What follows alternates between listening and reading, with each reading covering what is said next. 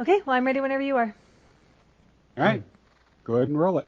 It's Remember our thing. Yeah, what am I supposed to say again? After I say I'm Dave, you chime in with, and I'm Donna. Okay. You want to practice? Who is making all that noise? I think that's Kurt. Kurt, are you eating taffy? I did not. Are you opening wrappers? No. What are you doing? No, I'm serious. I didn't. Everybody be still. Should be still. David? I'm still. I think I'm going insane. Okay. No, I hear what you're hearing. It sounds like somebody's like ruffling their microphone. Yeah, what is it? I'm Now, serious?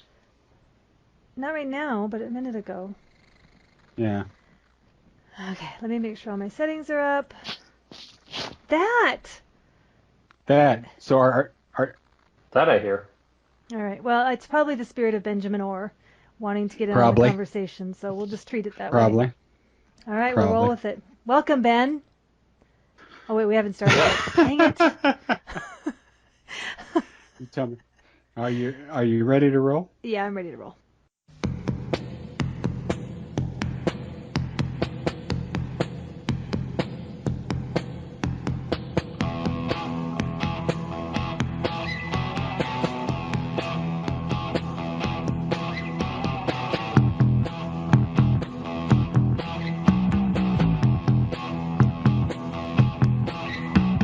You're listening to Night Thoughts, The Cars podcast. The Panorama's #1 source for news, reviews, and thoughts about the new wave rock legends, The Cars. Oh, and a little bit of Steel Wool, Sunshine, and Rainbows.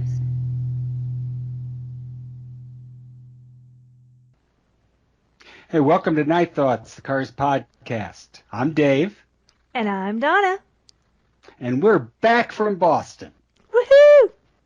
Yep. And joining us tonight, my foster parent in Beantown, it's Mr. Livestream himself, Kurt Gaber. Good evening. He sounds so subdued. Kurt, has your wife tranquilized you? Is that the problem? No, I'm on my best behavior as usual. Oh, all right. Oh, boy. Fantastic. Okay. We'll get him loosened up. Yeah, we will. Well, hey, I wanted to start off the show with something. I think everyone knows Donna fairly well, and probably knows Kurt fairly well in the Fanorama. I'm a little more private. You know, I don't accept a lot of friend requests from people in the Fanorama, but I wanted to share my Father's Day gift for my oldest granddaughter because I think it'll give listeners a little more info into what kind of guy I am. Ooh, okay. All right. And I'll post a picture of this later because it's really cute. But it's Papa's Toolbox. Papa's Toolbox. And I open it up, and the first thing I pull out, it's a little cutout of a saw. And it says, "My Papa is as sharp as a cat." There you go. For you people who want to know, I'm as sharp as a cat. All right. Okay. Next one, get a little hammer. My Papa is as strong as a frog. Oh, wow. And you know, frogs are the strongest animals in the animal kingdom. Okay. Oh, I'm fairly sure. okay. This one, for folks who've seen me in person, know this to be true. My Papa is as tall as a wall. Okay. I don't know what wall she's been around, but whatever. Yeah. But my favorite is this little drill, and it says, "My Papa is as powerful as an 8-year-old." Oh. Wow. Which I guess to a 6-year-old, that's pretty damn powerful. That's true. That's a big step. Yeah. So there you go, people. Little insight into Dave. Well, wow. Yeah. We all feel as if we know you that much better. I know. Oh, which by the way, I have to tell you my bad Grandpa Cars joke. All right? Oh, boy. No, it's a good one. So it's the day before we go to Boston. Okay. And I'm watching the two girls, and we're on the highway going back home. Torrential rainstorm. I mean, just torrential. I thought I was going to pull over. And all of a sudden, the 6-year-old, she's like looking at the sky and kind of getting nervous. And she says, so, Papa, what does black sky mean? And I go, it just means rain, honey. It's no big deal. She says, what does a red sky mean? I go, it's usually sunrise. You know? And she says, what does an orange sky mean? And I said, it's some other guy. And she's like, no, what does an orange sky mean? I go, it's always some other guy. And so then I literally had to play Bye Bye Love for her. Oh, Awesome. I said, isn't that funny? Isn't that a funny joke? No, she didn't think it was funny. Probably made her grumpy, huh? Yeah, probably made her grumpier, yeah. hey, Dave, relative to your papa, that shirt you had on, was it Sunday morning, was really cool too. I don't know if people have seen that before, but your papa with the cars looking logo, that's awesome. Yeah, I love that shirt. It's one of my faves.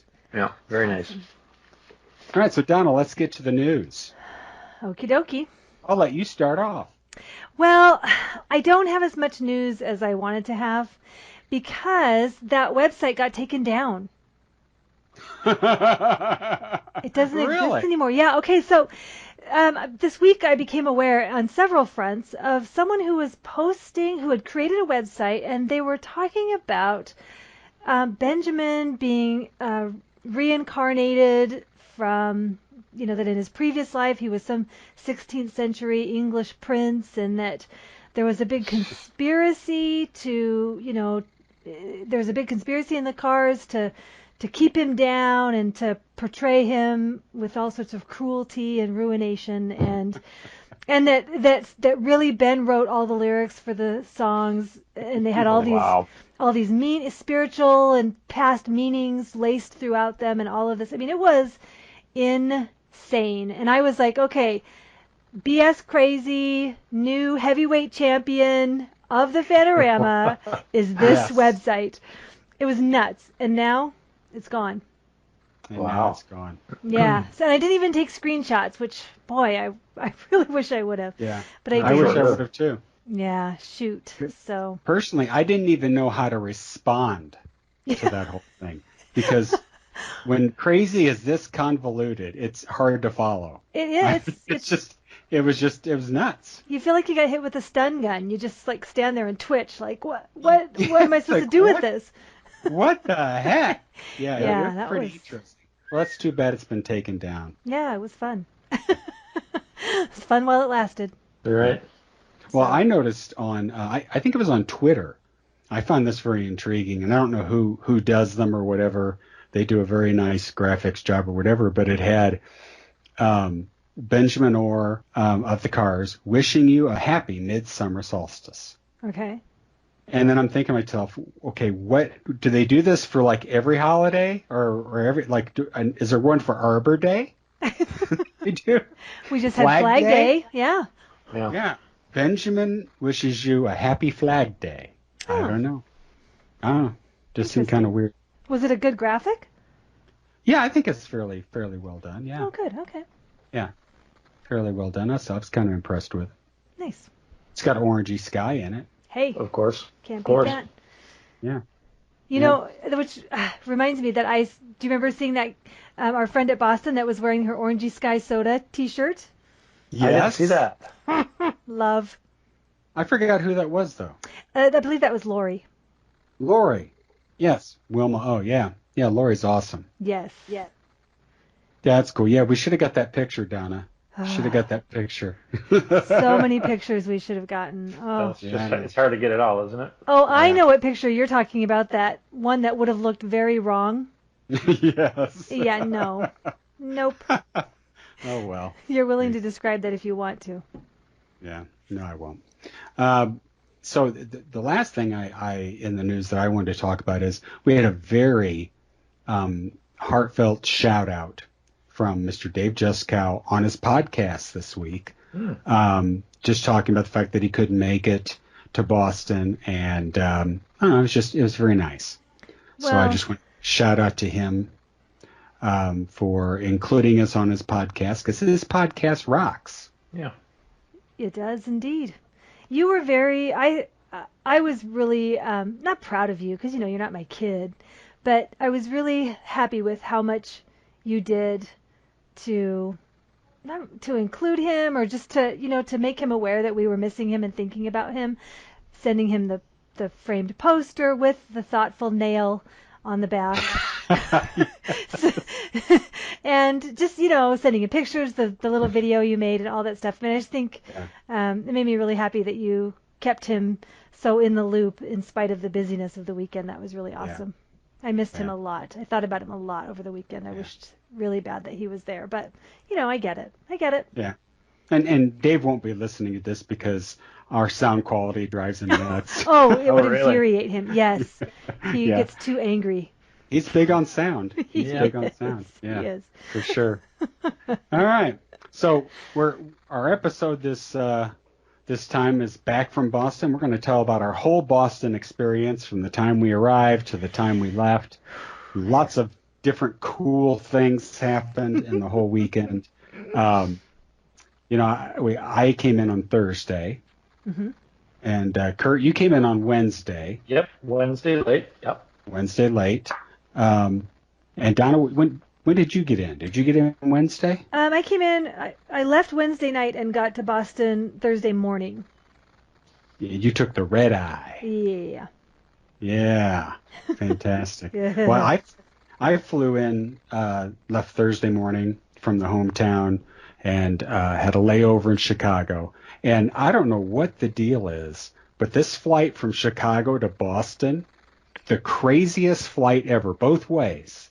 Something weird happened, but in particular, we had a lot of weather that day on Thursday, and so we didn't get delayed in Chicago, like getting on the plane. We got on the plane on time, but then the pilot comes on and says, hey, we're going to get you to Boston, but we have to go around the weather. So we had to go up north in Minnesota into Canadian airspace, and then take a right and go down to Boston. So we were, like 45 minutes late or something like that coming in. But, I had a shuttle set up, and I've told you guys about Dimitri, the stressed out shuttle driver that I had. And so the first thing is, I get there in the Boston airport, and I'm thinking, I don't know what the deal is. If you're not there for your shuttle, do they come back and get you? What's the deal? And so eventually I got his number, and I texted him, and he texts back to me, coming in 2 minutes. Coming. C-U-M-M-I-N-G. Oh. Coming in 2 minutes. So it's like, yeah. Dude, I don't want to know your personal story. I just want to know when you're going to be here to pick me up. And could you wash your hands, please? It's very lonely in parking lot. Let me finish, okay? Gee, my fare is late. I know what I can do for the next 45 minutes while I'm waiting. Coming in 2 minutes. Gee. Man. Yikes. So Dimitri gets there, and of course, it's still kind of raining. And by the time he gets there, this is like peak Boston traffic. And so, it's like 10 miles to the hotel, and it took us over an hour to get there. But so this is what my ride is like with Dimitri. First of all, he has no interest in talking. Okay? No interest in talking whatsoever. He puts on some classical music, I guess, to lower the stress. Wow. And the whole way he's sighing. and then I could hear him say to himself, son of a bitch. Really? And then a car would cut in front of him, or he'd get in one lane and it would stop up. He'd get in the other lane, it would stop. Son of a bitch. Wow. So, anyway, I got there, I don't know, at the time. And wow. He was stressed. Did you give him a big tip? I gave him a big tip. I did. And Don't but stand up in a canoe or what? I give him I give him the tip, but I'm not entirely sure he understands American currency. Oh, You know, wow. because you know what I'm saying? It's like, does he think this is a one? I don't know what I'm giving him. You know, I told him, hey, thanks a lot. You know, da da da. See you again, and that kind of thing. So yeah, that's how things started for me. Wow. But on Thursday, Kurt, you went somewhere during the day. Did you go somewhere during the day too, Donna? On Thursday? I did. So I got there. Let's see. My flight was delayed a little bit too, but I ended up getting there and got my rental car, and I was able to get to the hotel pretty quick. It was like 8 or 9 in the morning, I think, because I think I was at the hotel before 10. I'm pretty sure, but they let me check in. They had a room ready, so they let me check in. So I think it was that early. Anyway, so I checked in. I got to my room. I did my little happy dance. Yay! I'm in Boston area, Peabody. And Maybe. the very first thing I did, literally, was get out my HDMI cable, get out my laptop, put turbocharge on the big screen, and snapped a picture of it for Dave. There you go. For both my Daves. Because Yeah. I sent one to Dave Curry, then I sent one to Dave Juskow. And, yeah, so then since I had been flying all night, so then I took a shower and got changed. And actually, I painted my toenails because they needed to be done because I was wearing sandals. I was worried about that. Yeah, Well, me too. Fresh nails. Well, I figured Kurt's going to have his toenails looking really nice. I better make sure Yeah. mine are up to par. Well, So, you know, that's Kurt. yes, he's a very well put together man. And so I was messaging with my friend Nicole too, and arranging to be able to meet her for kind of a lunch. And so I did. I went out and met her at a place just right there in Peabody, and had a great lunch and chit-chatted for just a short time, because then later I went back to the hotel, and then Joe got there, and we ended up driving into Boston, and we met Nicole for dinner at the Top of the Hub, which was a very fancy restaurant on the 52nd floor of the Prudential building downtown Boston. Yeah. Tell us about the view.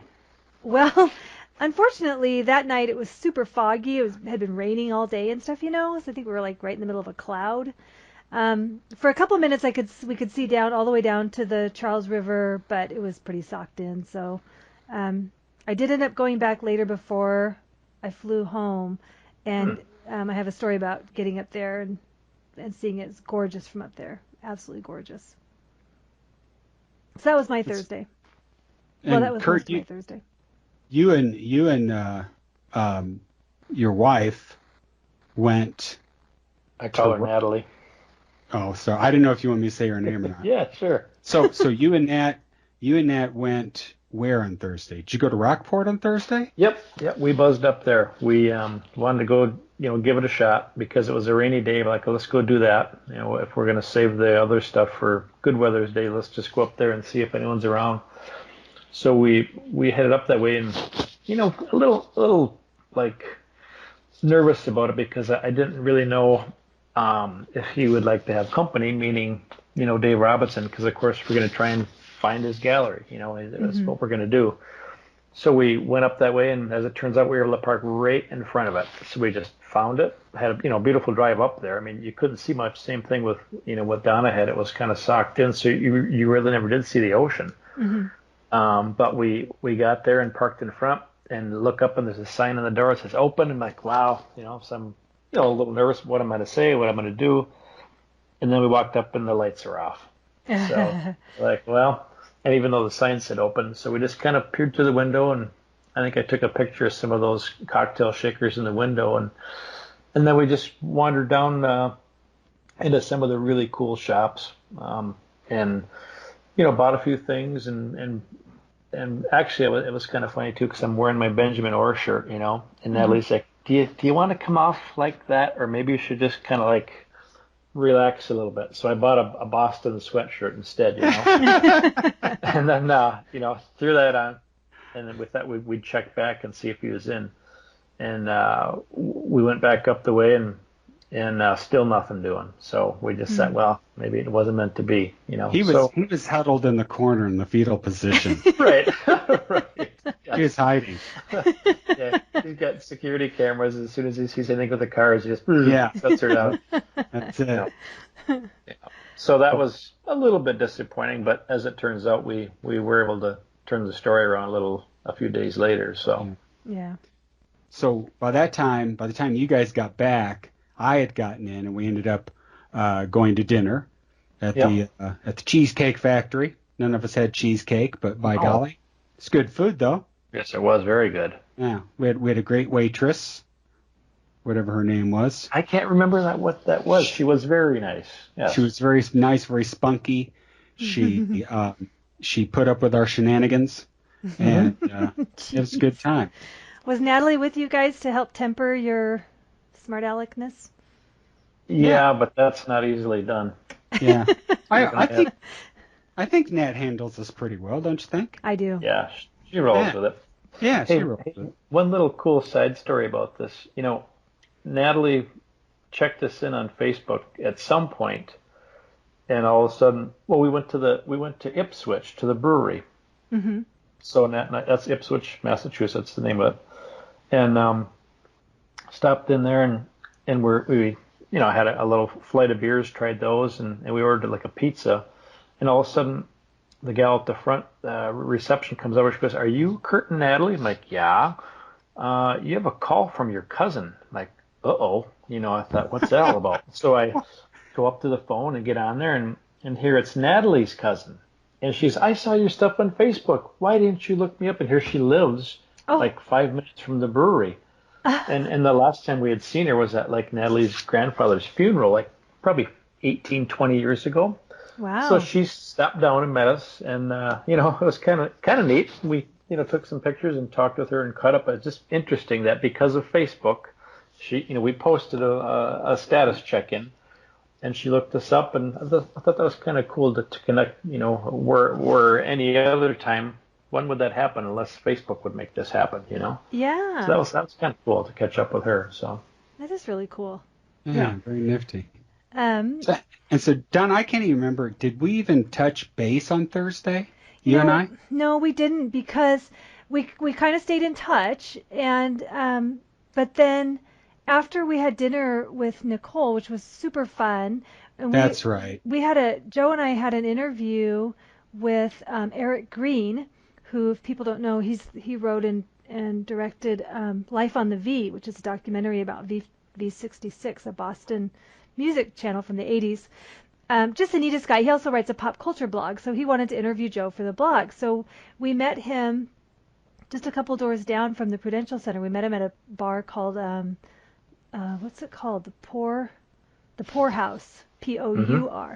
We met him at the Pour House, and I haven't been in a bar in a bar in a really long time, so it was a little bit of a culture shock again.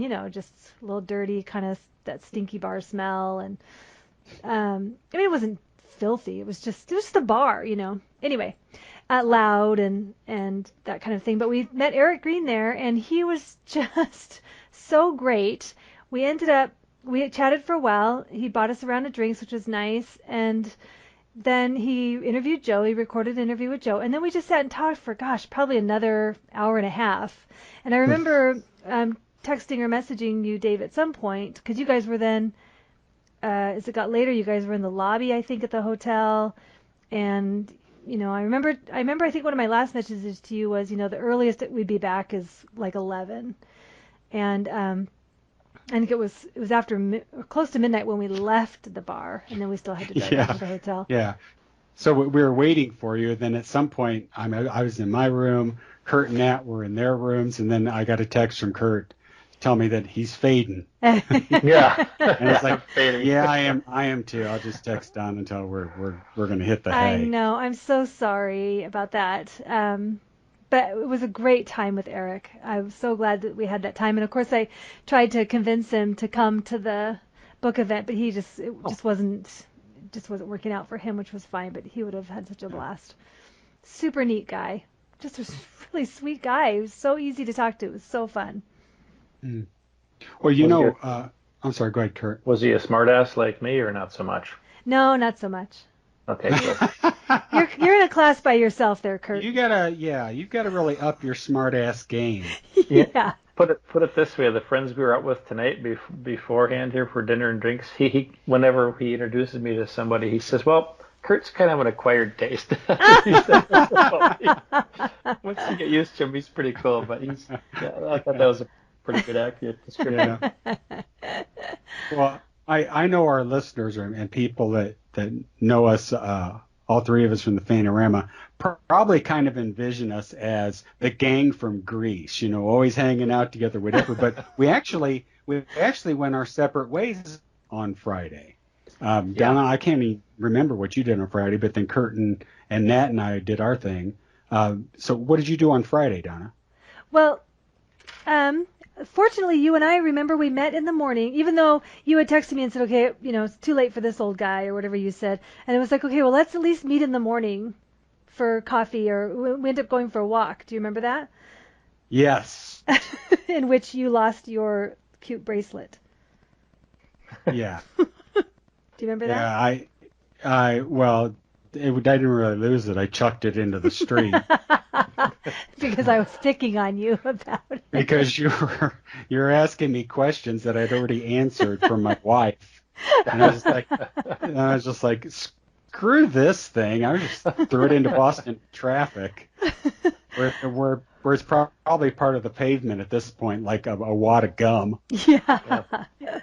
Yeah, we did take a nice little walk. Yeah, we did. That was nice to get to connect and just touch base. Because you're right, we were going separate ways most of the weekend, really, which was kind of a bummer. But before I tell you what I did on Friday, I need to kind of back up a little bit. And leading up to leaving for Boston, I was busy, of course, getting last-minute details organized and all of the, everything, getting all of our ducks in a row before we came down there. And so at the beginning of the week, I had found out that certain people were coming to the event, and I needed to figure out seating arrangements and all of that stuff. And then I had found out that David Robinson was going to be attending with Ralph Fatello, which I had hoped, but I didn't know for sure. So it was kind of last minute. Okay, David Robinson's coming. How am I going to, the four of them want to sit together. So how am I going to work that seating arrangement? And then Mr. Kurt Gaber calls me Tuesday morning, I think it was, Kurt, right? Mm-hmm. And has a surprise for me that Diane Page is planning to come. He had invited her some time before and wasn't sure, and so then she had contacted him and said, yeah, I want to come. And it was going to be a surprise for Joe. So I wasn't to tell Joe, but then I got to figure out, how to get the seating. Right. And it's because Joe owed her money, correct? Oh, yes. Not at all. Not at all. Want to catch him off guard? That's a good one, Dave. She's going to serve him with papers. I did see a baseball bat in her bag. So oh, yeah. Break his knees. That teeny little thing, like she could swing a baseball bat. She's too little for that. Yeah. But anyway, so all that to say, I mean, I don't know how many details we want to go into about it, but we did end up working out the seating. But Kurt had also asked me if it was possible, he might try to see if he had some extra pictures for the slideshow. So I normally have the slideshow done in advance of the event, but I didn't. So fast forward to Friday, in order to leave space open for Kurt, I was still working on the slideshow. So after you and I met for coffee and a walk, and then I think we chatted with Kurt. Did you and Nat came down at that point too, chatted with you for a little bit, and then I think you guys went and did your thing, and I went back up and continued to work on the slideshow and just kind of finish things and work on merch, and I can't remember what all we were doing, what I was doing. But then we did head downtown to Boston, did a little bit of sightseeing, found the Rat, which was very cool. We stood in front of it for who knows how long going, okay, well, it's 528 Commonwealth, so what's the number on that building? What's the number on that building? And then finally it was like, oh, Eastern Standard is where the Rat was. It's like, oh, duh. But anyway, so that was really cool. And then we were going to head down to Newberry Street and look for the Newberry Comics and Synchro stuff because we had time before. We had plans to meet Judith Orr and her friend Christine for dinner. And they wanted to meet at this oyster place downtown, which was right by Eastern Standard. And so we were right in the neighborhood. And we thought, oh, we've got time to walk down there. Well, it starts raining, so we go stand in a doorway while we're waiting for the rain to pass by, because you know how it was on that Friday. It was just kind of off and on. Right. Well, I get a call from Judith at that time. We're standing there, and Judith and Christine have arrived at their restaurant, and and Judith is like, I don't like this menu's changed, and I don't really want to eat here now, and we want to find somewhere else. And they're like, where are you at? And I said, well, we're just right, a block from the restaurant. We were just at the Eastern Standard checking that out, and blah blah blah. And then they were like, oh, you're totally in the wrong area. Oh. Apparently, there's the same oyster bar in Burlington or someplace else, and they're like, with this traffic, you'll never get here. It'll be an hour before you even get here. And we were just like, oh no, I totally blew that. And so anyway, they ended up, her and Christine conferred, and they decided, oh, here's a better place where you won't have traffic to get to. So we ended up going to I don't even know the name of this one restaurant. We're going to go meet there. We pull up in front. Christine and Judith are already there, and she's not crazy about that menu either. She doesn't want to eat there. So how about we go to Bertucci's, I think it was called. So we ended up heading over to Bertucci's and having a wonderful time, having dinner and hanging out with with her and Christine. It was a blast. And then so that was my day leading up to when we met up with you guys again that night. Okay.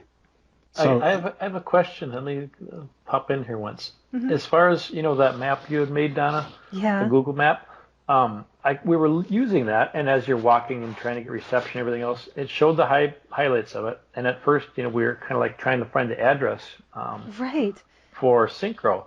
And I didn't realize once you tap on it, then it gives you the information below. So I had to tap one more time, it would have all been there. So you were like, well, isn't it there? I'm like, I don't see it. So that was operator error on my part. But relative to that, I think you had like a 331 as an address. Were we at the wrong place or not? Because everything I took pictures of and what looked familiar, because we did it by sight. We didn't have any numbers. All of a sudden, I'm like, you know what? That's it. I remember Peru, is that how you say her name? Peru, yeah. Had posted photos 10 years ago, and I'm like, that's it. It's got to be it. And then I'm not positive that was it after we sat there and took these pictures, because I look at now and it says 335. But I'm just not sure. Yeah, and I'm not sure either. We didn't end up getting down there because by the time we got the call from Judith, and we're like, okay, we got to get on the freeway and head over to Waltham, which is where we ended up meeting them. So I didn't even see it down there. And it's funny, when I was trying to use that Google map too, I couldn't see the address. I was getting so frustrated, like, how is this helpful? Why did I create this whole thing? It doesn't show me the information I want. So I blew it too. I never ended up figuring out. It gets you close, you know. But I think just based on memory and the visual from the pictures those gals took 10 years ago, it was accurate. Well, good, yeah. You're probably right. And then I guess as long as I'm on this, I'll just kind of buzz over this quick, is when we did kind of check it out and, staring at this place, just thinking, man, I mean, here's where they hung out right here, within these couple of doors. Mm-hmm.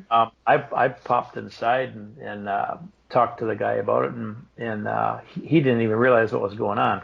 Oh, wow. I said, do you know what this place was before? And he said, yeah, it was a Dunkin' Donuts. I'm like, no, it's way better than that. Dude, yeah. So then kind of gave him the scoop. But what he said that I thought was interesting is he said, oh, yeah, there's still a recording studio upstairs, but we don't have access to it. But he said, there's still a studio upstairs. Oh. And what surprised me when I talked to Peru at the event, the book event on Saturday, is she said when she was there 10 years ago, they actually let them go, but she said they went downstairs to where this recording studio was. So it's like, I wonder what the scoop is there, for accuracy. I'm not sure. Yeah, interesting. But it's now a Sunglasses Hut, is that right? Yeah. Yep. That's at least to my knowledge. I guess I could have looked into some of the books that I have to see, but we were just winging it on the fly that day. So I was happy to see what we did. Oh yeah, for sure. That whole neighborhood is so cool. The neighborhood around Berkeley and on through where Synchro was, such a laid back neighborhood. Just it's got its own little culture. And it's gorgeous too, with all that brickwork, all the brick buildings, and it's gorgeous. Yeah, it's fantastic.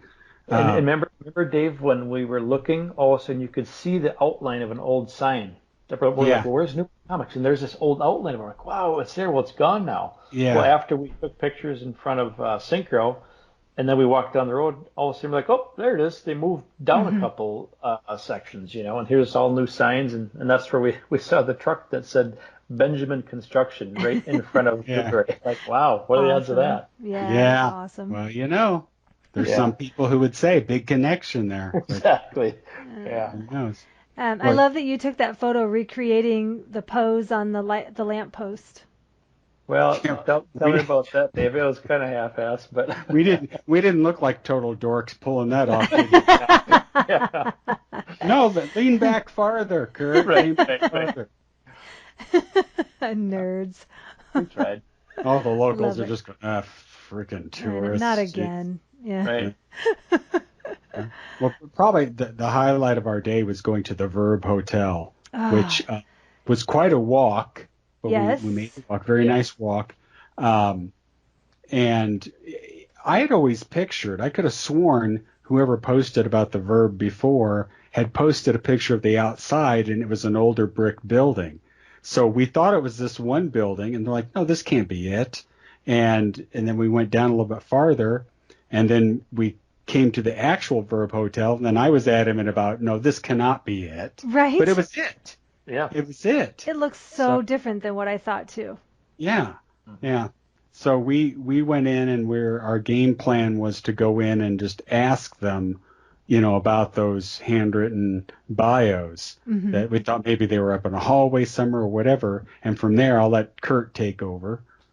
Well, we were at the desk, and we're kind of looking around, peering around to see if we could see it, and kind of, glanced around the room a little bit and didn't see those. So then I think at the desk I just asked if where we could find those bios of the cars, and she said, "Oh, we have a cars themed room. There's like 5 different themed rooms up there." Wow. And I'm like, "Oh, that'd be cool to see." And she said, "Well, it's dirty." I'm like, "Well, so what? We'll look at it." She's like, "Oh, well, then let me get somebody down here." So she called the guy down, and we waited maybe 2 or 3 minutes, Dave, and really nice young man. And he brought the 3 of us up there, and just, we had to go quite a ways up the steps and down the hallway and all the way to the end. And I didn't know what to expect. I think you guys may have known more about this than I did, but it was a real treat to see all the stuff in that room. I mean, beautifully decorated. And who was that done by, Dave? The decoration was... I can't remember. Some guy who's a big collector. Yeah. Was it Craig, was it? No, I forget the name of the thing, but Craig, it was Craig really McGuire? cool. No. No, it was not. Yeah. Yeah. That's so cool. Yeah, and there's just a lot. I posted all the photos on the Night Thoughts page, but what I thought was the real cool was the fact they had all of the Cars albums in vinyl and a turntable in there. Awesome. That was really cool. But they had, things like articles that were framed and backstage passes and lots of other memorabilia that was in there. Paulina's Playboy in the bathroom. Yeah, which I thought was just creepy, man. I mean, you go in the bathroom, where else are you gonna put it? and Paulina's issue where she was in Playboy is framed. You can just see some creeper trying to take that out of the frame at some point. Dimitri, the driver. Yeah, Dimitri. Hey. Yeah. What they meant. The funny thing is that I wish I would have realized that it was actually a Cars room, because when we had seen those bios before, I assumed, like you, David, that they were on a hallway somewhere on a wall, they'd just be easily accessible. And I had called the Verb Hotel thinking I need to stay there at least one night. It's a rock and roll hotel. It's awesome. I want to stay there, but it was pretty pricey. But had I known that I could have requested the Cars room, I would have paid. I'd have paid to do it. You gotta have those connections, you just gotta go for it. Oh, for Pete's sake. And I'm here to tell you, Kurt is a smooth talker. Yeah, for as much of a smart aleck as he is, huh? As the times that I've hung around with Kurt, the guy's got the gift of gab. He'll talk to people, and that's just the way, that's how he rolls. Yeah, that's very nice. Yeah, and when the guy was done giving us a tour, I flipped him a 20, like, "Hey, man, thanks. You're special, Did you adjust your pinky ring after you did that? Oh, yeah. And hey, I do cravat. have the name of the curator of the Cars at the Verb, because I took a picture of it. His name is David Bieber. Oh, David Bieber. Yes, I know who that is. That was Justin's dad, right? No, oh, gag. No. In fact, he just had not very long ago. He had like I don't know if it was an auction or if it was just a sale, but he had a bunch of memorabilia that he was letting go of, and gosh, I'm not positive on this, but I believe that Greg Hawkes went to that sale, and yeah, pretty positive that Well, was him. listen, on this photo, I'll just read just a little bit of it. It says, one cold night in the 1970s, Rick solicited me to write the biography of one configuration of the band for its press kit. I told him that I was too busy, and besides, quotes, air quotes, you're a friend, I can't charge you. More coercion from Rick, and finally I relented. Have the guys write up their individual life stories, and I'll blend it into a group summary, I said. So, and then it kind of goes on to tell about those, scrawls or handwritten scrawls that the guys did. So that's kind of a neat little background about it. Wow. Yeah. Wow. Gosh, dang it. I have to go back to Boston. I just have to.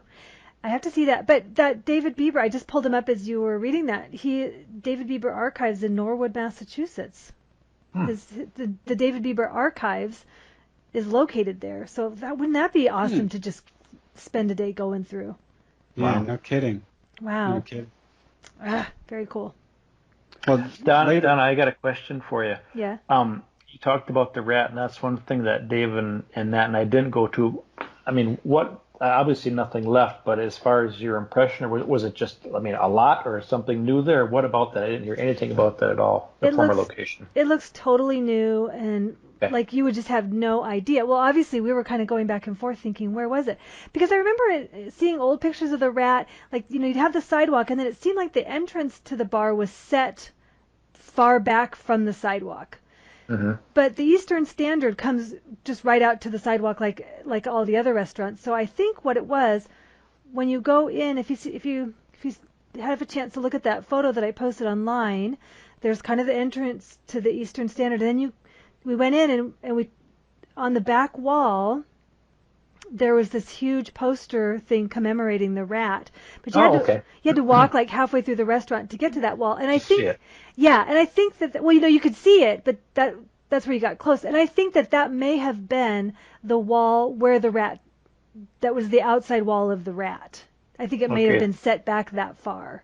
But so there's no physical marker outside notating that this, nothing that we saw, no. And so we went back there, we were taking pictures of the poster and, ourselves in front of the poster and whatever. And the hostess came back, and she had a book, almost like the book that you brought from your Cleveland trip, Kurt. Yep. It was similar to that, but I think it was a published book of photography of the rat. So she said, oh, you guys might be interested in looking at this. So we kind of stood there and paged through that. It was really neat. There were no pictures of the cars in there, which we couldn't believe, but it was a cool piece of history to look through. And so yeah, it was, you just wouldn't have any clue from the outside that again, like the same with synchro sound being in a sunglasses right hat. You have no idea the history and the amazing things that took place in that space at one point. And time moves on, Yeah, yep, that's right. Okay, one little trivia here. Did you find out, Donna, what the name of the record was outside the door of the Cars room? Did Dave tell you? Because No. there's a 45 pasted on each door of these music rooms. You can see it in the picture, though. Oh no, I didn't look. What is it? Take a guess. You got to guess. That's a tough one. That's not easy at all. It's Cruiser. Oh, awesome! Did I know that? You do now. I know. Maybe now that you said that, I was like, oh yeah, I think. Did we already talk about that, Dave? I can't remember. I think so. I think you might have mentioned it. Yeah, I forgot. Room 252. Yep. Awesome. There you go. Awesome. Very cool. And hey, just like we go to Cheesecake Factory and then none of us order cheesecake, we went to the Boston Burger Company and none of us ate a burger. I think I had a salad. Yeah. I can remember something. Yeah. Yeah, and then Kurt just had a milkshake. Oh, that's right. I did there, didn't I? Yeah. Why is that? You weren't Kurt hungry? and his milkshake lunch. Well, He's on no. a milkshake diet. Because my teeth hurt. Oh, because they that's have right. that stupid Invisalign. So it's That's like, right. That's right. you know, it's just nice to eat something easy. Yeah. Oh well. It was kind of a cool shake, though. It had like Oh, chocolate wow. chips on the outside of the glass, Oh, like yeah. you're going to eat those. Yeah. What the Yeah. heck? That was a great place, though. The Yeah, it waiter was. friendly. It was fast service and really a cool spot. Yeah, and they had Nice. the big picture of Rick and Benjamin towards the back. With the All halo. with the halo. All Yeah, the pictures in that place are with white and black paint. Hmm.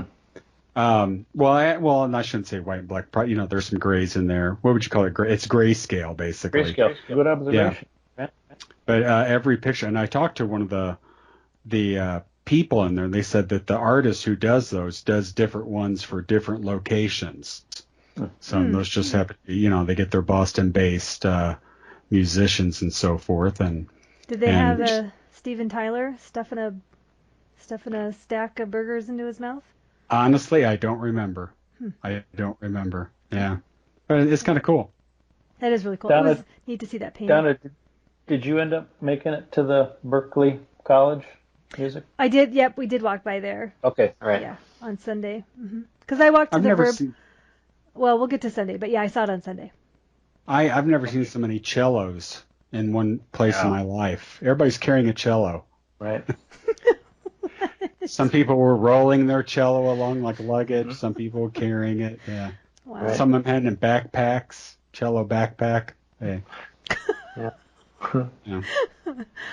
True story. All right. Yeah. So anyway, we reconvened back at the Peabody to watch Turbocharge. Yes.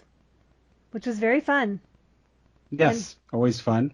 I think Alan and his wife Denise. were there, so it was nice to meet Alan.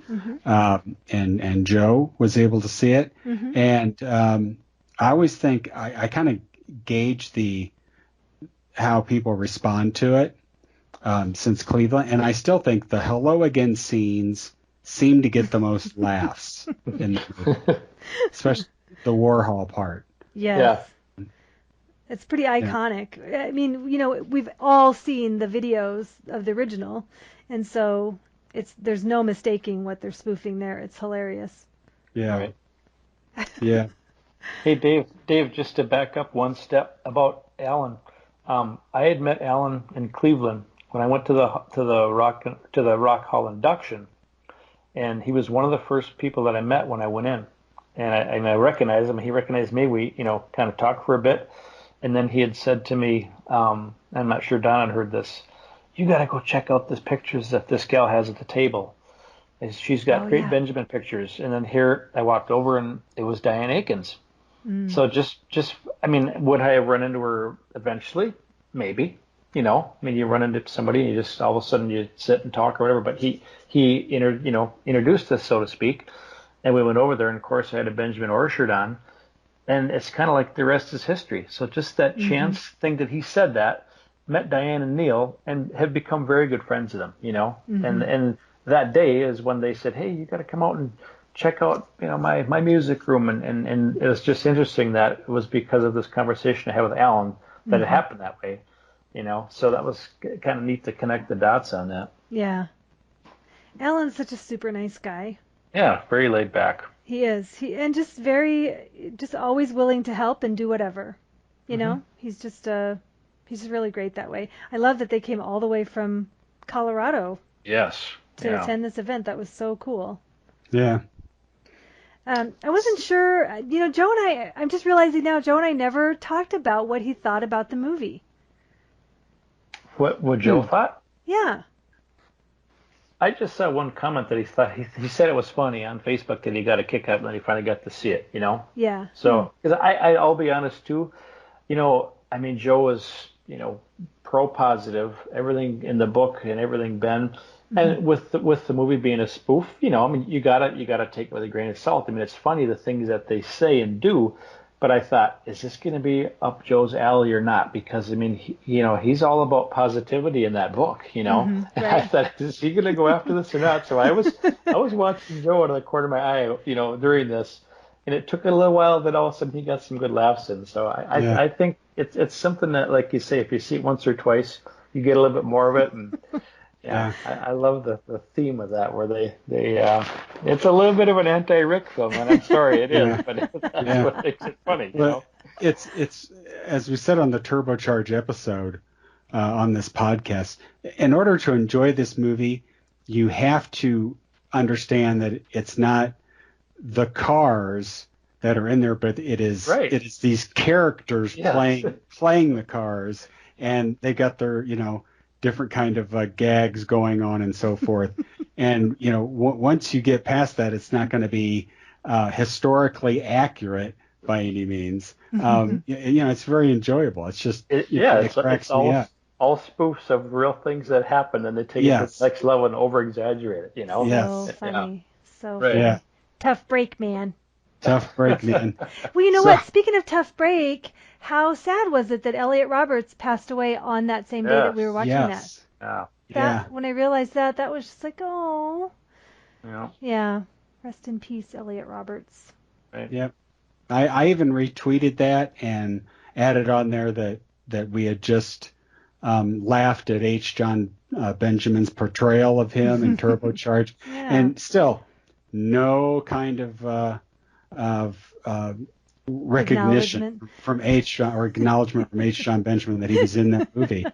And I just wondered, is he pissy about the fact that he did that? And I'm thinking, dude, you're doing Arby's commercials now. Right. Most importantly, though, Dave, did RTB retweet your tweet? Ooh, that's what tells right there. RTB's been kind of quiet lately. Okay. We'll have to draw him out. We'll have to tag him in a few things. Yeah, I'll tag him. Poke him with a Twitter stick. Yeah. See if he retweets. Right. Yeah. So that leads us to Saturday, the big day. Well, wait. What? Kurt, I wanted to thank you again for, after we watched Turbocharge, Kurt showed his slideshow of awesome pictures. Thank you for sharing that with us. I forgot about that. Yeah, that was really great. Thank you for that. Yeah, and just to point out what that is a little bit is, I guess you'd call it a private viewing that is a very respectful montage of some photos that Diane shared with me. So it's nice that I'm able to share a couple of these just with a very small group of Cars friends that aren't going to grab these photos, take pictures, repost them, because I just really have a high regard for Diane. So it's a neat way to share some of these in a very private setting, where you just see it once and take it in and remember it, because to me, those are treasures to me. So absolutely. It's nice to be able to share a few of those. Yeah. And no picture taking allowed while we viewed these, although I did draw pictures. Yes. Dave was frantically sketching away. Wait, Kurt, go back. I didn't finish that drawing. Well, and I was doing the John Candy, pressing on my forehead, trying to commit it all to memory. Okay. No, that was really sweet of you to share those again. And you're right. They're absolute treasures. Yeah, thank you. So we ended our Friday together, and then Saturday, we all kind of met in the lobby, and we got together like the grease gang that we are, and drove to Rockport again. Wait. Dave, before we left for Rockport, Dave and I proceeded to act like complete goofballs. Oh, yeah. Taking our promo shots for Night Thoughts. Kurt and Nat were so great to partner with us and be our photographers while we did our little photo shoot. Well, you posted the picture in front of the Marriott dudes today, and I posted it on Twitter. And the inside story to that is that, like, it took 10 minutes for me to get my arms right. That's right. I think Matt had physically put my arms where they were supposed to be. Because Dave looks like he's in proportion to a normal human being, but he really has T-Rex arms when it comes to trying to fold them across. The hand goes over the top, Dave. No, the top, no, over, no. And then pretty soon we're grabbing his hand and trying to position his hands where they're supposed to be. I'm thinking that dude in the picture just had long arms, because I don't see how he did it. Yeah, I don't know, Dave. He's like an octopus on the wall there. Yeah, man. He's the orangutan arms, drag on the ground when he walks. Yeah. So But Saturday was a beautiful day, absolutely beautiful. And we took off to Rockport. I love that little town. Just Me love too. it. It was so sweet. So full of history, and people are so nice. Mm-hmm. It was just fantastic. And so we went through the different shops, and a lot of artists, a lot of there's Silversmith, there's a pewter place. You got your T-shirt shops and those kind of things. Your but ice cream joints and. Yeah, I mean, it's very cool. But I had my very first real thick Boston accent experience. And this is the point in time when we kind of broke off on our separate ways, and I told Kurt and Nat, hey, I got to find a bathroom, man. I got to find a bathroom. And Nat says, I think it's over that way. So I start walking, okay? And I'm walking, and there's like a little part where there's like a little park area, and there was an older man and his wife selling pinwheels or something in there. And I'm walking, and all of a sudden I hear, what are you looking for? I didn't hear this story. Men's room? And I go, I look that desperate, huh? And he goes, yeah, I've seen that look before. I was just like giggling myself, like, yeah, okay. The guy was real nice, and after I got out of the bathrooms, I went by and I kind of waved at him, That's awesome. I've seen that look before. Yeah. What are you looking for? I'm looking for a place to change my shit. No kidding. Yeah. So, I mean, just a beautiful, beautiful area. And we had that part where we went to the very end of Bear's Neck. Mm-hmm. And, man, just beautiful. It was. Where Donna was trespassing through people's yards to get a picture for Dave. Hey, let's go back here. It's like, hey, that's the guy's yard. Get out of there, Donna. Okay, it was a place of business. It was legit. And also, what I feel more stupid about is not realizing that, 20 feet down the street was all of the ocean view I could ever desire.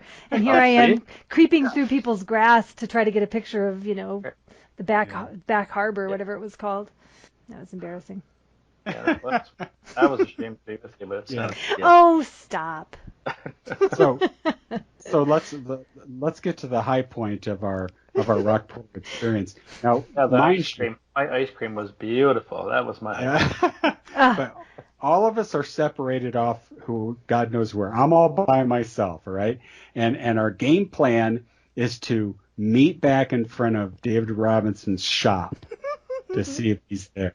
So I'm walking by myself. I'm looking for everybody. I have no idea where anybody is. I'm walking, and I get there, all right? So I'm standing out there and waiting for everybody, looking around, and that's when I realize that David Robinson is sitting up on the porch chatting with this guy. Jim. All right? So I'm going, okay, I'll just wait here for everybody else to get there. And then there comes a point in time when you realize that the people that you're standing in front of realize that you're there. Were you on the porch, or were you up on the porch, or were you? No, I was down on the sidewalk. Okay. And then the other part of it is, if we backtrack to go back before we even left, Kurt's wearing a Cars shirt. Donna and I are wearing Night Thoughts shirts. And we're all discussing, I don't want to go and be like, a goofy fan and run into Dave Robinson. And at that point, I'm thinking, I'm totally fucked because I'm wearing this Night Thoughts the Car podcast t-shirt. He obviously knows at this point that I'm a fan. So I decided in my head, screw it. I'm going to walk on up, and even though no one else is here. So I did. I walk up there, and I go up towards the door just to kind of look in the shop, and Dave Robinson says, oh, don't go in there. The drummer from the Cars works in there. I didn't know he said that, Dave. Yeah. Oh, cool. And I said, yeah, you're all funny. And then I started talking to him. I said, hey, I'm waiting for some people to come up, and I start throwing names out. Donna from the Orr book thing, you might have talked to her or whatever. She's coming up, and da-da-da, and blah, blah, blah. And so I don't know how long. It's like maybe 5 minutes or whatever. Then you guys finally arrived and showed up.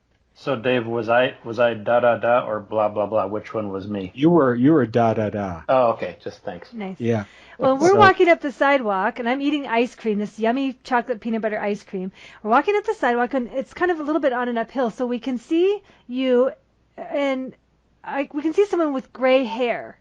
And so, and I don't know if, Kurt, if you were hearing this too, but I'm sure I was saying to Joe and I were saying, oh my gosh, wouldn't that be so crazy if that was Dave Robinson? No, oh no, that's not him, because David has very distinctive hair, right? So we get closer, and oh no, that's not him, because we're seeing Jim's head, and then we keep walking a few more, and then we're like, he's there, that's him, he's right there, he's next to him. Oh my God, okay, calm, it's just a normal day, settle down. They're sitting on the porch, they're drinking coffee, they're both eating Danishes, okay? So, and I said to them, this is kind of like the local barber shop area, but you guys come up here and meet, every morning and drink your coffee and hang out and that kind of thing. Yes. And a little bit after that, Bill joined them, and so you had Bill and Jim and Dave that I guess they just kind of hang out and have their coffee in the morning before David opens his shop. But that Jim, I once David went in the shop and you guys went in the shop, and we didn't want to overwhelm David, but I talked to Jim for quite a while and talked to Bill for quite a while about stuff. And Jim's very interesting in that he told me that his daughter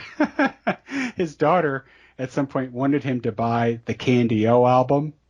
That's right. I was standing there with you. Oh, you were, and that he wasn't crazy about the cover, so he painted over the swimsuit. Really? Yes. Wow.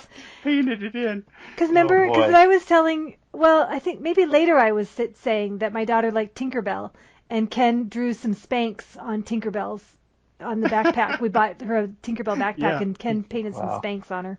Yeah. But the Bill was very interesting guy. He told me, I can't remember if it was the 13th generation or the 17th generation, but that he'd lived in Rockport all of his life in the same house, and it's just been passed down through the generations. Wow. Which I thought was so cool. That is Hey, Dave, what was neat too is that I think we're all kind of like, I wouldn't say walking on eggshells, but just not to overwhelm. And I think we did a good job of doing just that, sitting back. So I did the same thing where you guys went inside and I sat, I bet you I talked on that porch to Bill for 20 minutes. And we talked about cars, meaning old cars, classic cars, and sign painting and gold leaf. And he is a really cool guy. So that was just so much fun to chit chat with him on the front. And then Jim was the same way. He chimed in, and man, it's such a small world when you start talking about things you have in common, So two are really, really neat friends. I can see where that'd be a ball sitting on the front porch with those guys, Yeah. And Jim was asking me about the podcast, and I was telling him about the podcast, and we started talking about Orbots. Yeah, I remember you said that. Tell him about that, and he seemed genuinely interested, and of course he wanted a card. I didn't bring any, and thank God Donna is always on that, and she had cards and so forth. But he came in and asked me for one. Yeah, we were in the shop with David Robinson at different times. I talked to him before you guys got there, and then I think Kurt, you and Nat were in there with him first. Yeah. And I remember specifically thinking, okay, I'm not going to go in there. I'm going to give Kurt and Nat their time with David, because obviously I was super excited, trying to play it cool. We got up on the porch, and it seems like we kind of all sort of walked, so we're all kind of in a circle-ish, but I was standing across from David Robinson. One of the highlights of the whole thing was when I reached out to shake his hand, and I think I said, "Hi, I'm Donna," and he said, "I met you in Cleveland, didn't I?" And I was just like, how could he forget? Oh my goodness. And I just said, "Yes, you did. Thank you for remembering," and I shook his hand. That was cool. Yeah. That was, oh my gosh, that meant, it was just right up there with when I met him in Cleveland, and he said to me, and I said, "I'm Donna, I go by Sweet Purple June," and he said, "Oh yeah, I know you. I've read your stuff." Yeah. And I just wanted to die, so it's like, okay, and somewhere in his big, huge radar of his life, there's a little tiny blip called Donna Sweet Purple June, and he remembers me. So that was really cool. And then he chatted with Joe for quite a while about the book and just hung back. And I was thinking, well, here's honestly what I was thinking. We had been walking out on the, all the way out to the ocean, and it was windy. And so I was standing there thinking, I know my hair is a fright right now. I know it's an absolute nest. How can I take care of this discreetly? So I did go. I saw Nat and Kurt. I think I saw you guys go in the shop first. And I was like, okay, the door's open. I can go in there. So I went in there. I quickly pulled out a comb and combed my hair, straightened my clothes. Like, okay, be calm, be cool. It's a normal day, people. Okay. Headed back out. And then I think shortly after that, Natalie and then David was in there with Natalie and Kurt. So then it was just like, okay, just give them their time. Just give them their time, Just be cool. And and then is that when she came out? Natalie came out with the sunglasses, right? Yeah. Are you going to tell the story of the sunglasses? Well, sure. Yeah. I mean, I told Dave, I said I'd like to buy a couple of the cocktail shakers if it's possible. Oh, absolutely. And he was so laid back and I had to kind of look at him a little bit. There was no price tag. He had to look at him and think about it and turned him over and told me a little bit of history about him and even kind of some values that they were probably worth on eBay and popped this price together. And I said, oh, sounds good. I'll take them, So he wrapped them up for me. And then Nat saw those sunglasses in the case. And she's like, are these for sale? He's like, oh, absolutely. And he kind of told us the story behind them is, I don't know if it was in Boston, but he saw these in a Christmas display and really liked them. So they're red glasses with green frames. And he asked if he could buy them, and they said, well, they're not for sale. They're part of the Christmas display, And I don't remember if he did purchase them or they gave them to him, what happened, but he bought them, and he said I think he said he wore them once, and he thought they were cool, and I think they just kind of sat for years and years because he bought them in the 80s, and all of a sudden they end up in this case. So Natalie bought them, and yeah, he complimented her and totally looked good on her, and it was a pretty special little minute there, I'm sure he was happy to have somebody get him because she looked so good in them too. Yeah. Yeah. That was cool. So it was like David Robinson's garage sale. Right. I felt like asking, hey, do you have any men's shirts size large? Oh my gosh. Something kind of similar to Donna that like you said, it's nice to have that little bit of recognition. I think it was a couple of years ago I'd sent him a Benjamin Orr shirt. I thought, do I do this or do I not? Mm-hmm. And I was able to send it. And I sent him the shirt, and I kind of a little cool David Robinson print that I did. Mm-hmm. And he had messaged me once and just said, thanks for the stuff. It was short and sweet, and that's all I needed, Mm-hmm. And then when I told him, I said, I remember sending you a shirt. He said, you're the sign painter, right? And the same thing where it felt so good to know that he recognized that a little bit, Yeah. But yeah, I think we're all, respectful enough of him and not smothering him. But and then he kind of opened up and shared some stories, and I don't know, it was more than I expected from him. He was very, very cordial.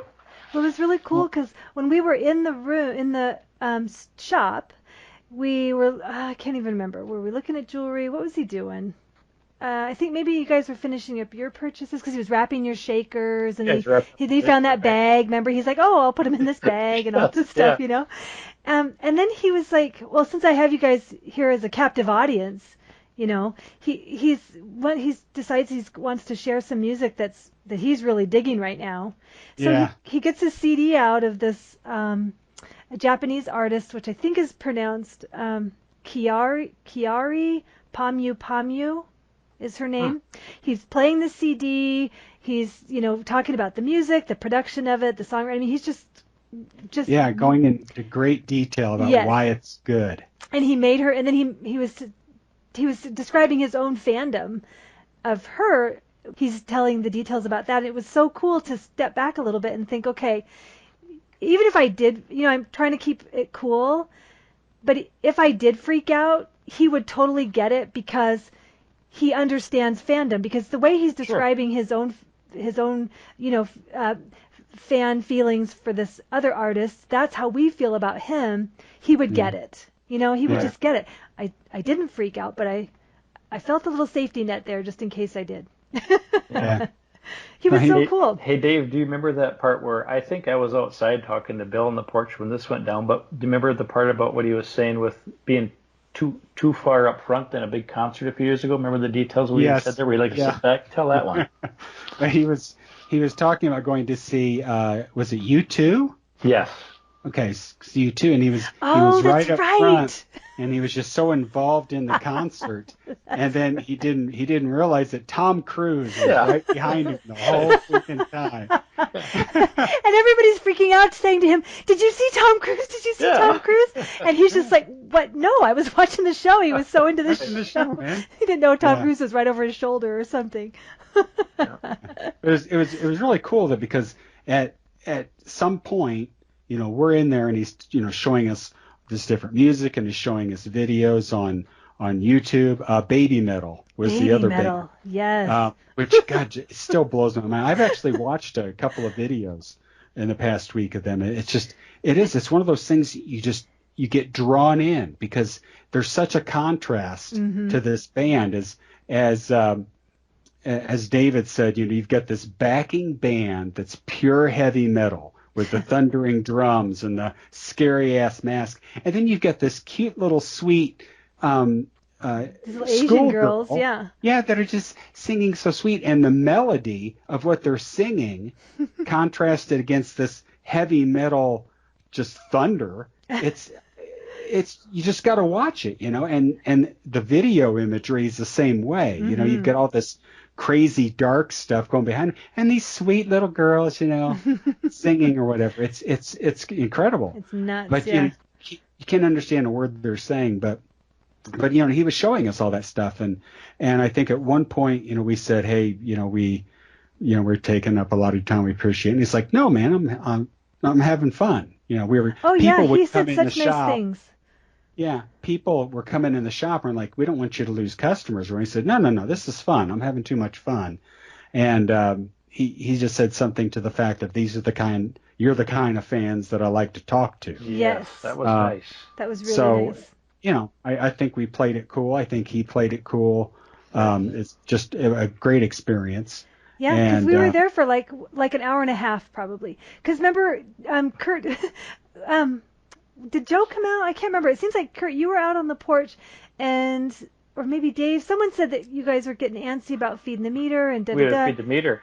Yeah, and I'm like, okay, I'll give him my debit card. I've got change, whatever you need. Can you please just see if you can just please feed it just one more time, And of course, Joe's looking at his watch like, we still have stuff to do before tonight. And I'm like, we have plenty of time. We are fine. Trust me, I'm the PR person. But I couldn't help it. I just wanted to absorb as much as I could without being overbearing to David, Exactly. But that whole experience reminded me of when in '97 when I got to go backstage and hang out with Benjamin. And as a fan, you start getting this feeling like I don't want to overstay my welcome. Right. Right. And in that story it was, hey, it was nice meeting you. I got to go, and Benjamin's like, where are you going? Right. Well, I need to get back out or whatever, and then my brother's out there, my buddy or whatever it was. Yeah, him sending me out with a roadie to go get my brother to bring him back, and that's the same kind of feeling that I had with talking with David Robinson, which is, hey, we don't want to mess up your business or whatever. And he's like, no, man, I'm having fun. I'm enjoying this is it, cool. Yeah, so that's really cool. I'm sorry, Dave. You remember that other comment that he made too when we first talked to him, is that I can't believe you guys would look me up and come all the way up here just to see this place, like it was some big deal, I mean, of course we would, but that was just cool that he said, I can't believe you come up here. Well, yeah. Dude, I would curl up and sleep on your front porch if I thought that it would impress you. Yeah. And even as far as, I was like afraid to do some photos because he was taking a few and I didn't get the chance, and all of a sudden and I was like, Kurt, you get in there and get that photo, and so she made me go over there, and he was really cool about it. So that was, obviously a great opportunity to have. I'm glad that she kind of pushed me, because I didn't want to be pushy, Right. But, well, yeah. Here's the other thing that was kind of cool. So I did end up buying a necklace, and just his humbleness and his modesty to a certain extent, because he's got two cases, and I'm looking in the one. There's sort of this purple one that I really like, and kind of checking it out. And he's like, "Now I didn't make any of the ones in here, but I did make all the ones in here. If that matters to you." I'm like, "Hello." Yeah. Yeah, it matters to me. And Yeah. so I thought that was really sweet. And then so then I did find the one that I liked, and so it's got one price on it, which I'm happy to pay. And then he knocks the price down for me. Let's just call it, this even. And then he rings it up with tax, and he's like, "Well, it's this much and 12 cents." And he's like, "But you can just give me even." I said, "Well, I think I've got 12 cents. He's like, "Okay."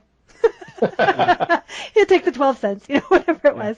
And then he writes out a receipt for it, which was so nice. And so I said, "Do you mind, signing the receipt?" So he signs his name, and then underneath it he wrote, "I made this," and he put a big exclamation, big exclamation mark on it. There's your certificate of authenticity. Exactly. Yeah. Be away.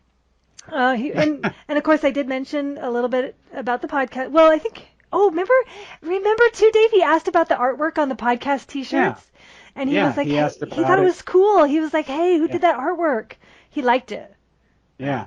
And Big shout out to Lumberjack Nick. Which- and he chuckled when he said, "Who did it? Lumberjack Nick?" he totally laughed. Yeah, he's like, I don't even know Nick's last name. I just know he's Lumberjack Nick. And Yeah, he thought that was cool. And I let Lumberjack know that David Robinson really, really liked his artwork. He got a big kick out of that. So yeah, because he totally was. He's like, "That's the kind of artwork I like." I mean, if he liked it. And remember we had a great conversation about merchandise and a bunch of different stuff. Oh, that's right. Yeah. I gave him my card. I had those Sweet Purple June cards made. Thank you, David Curry, so much for the very push. Nice.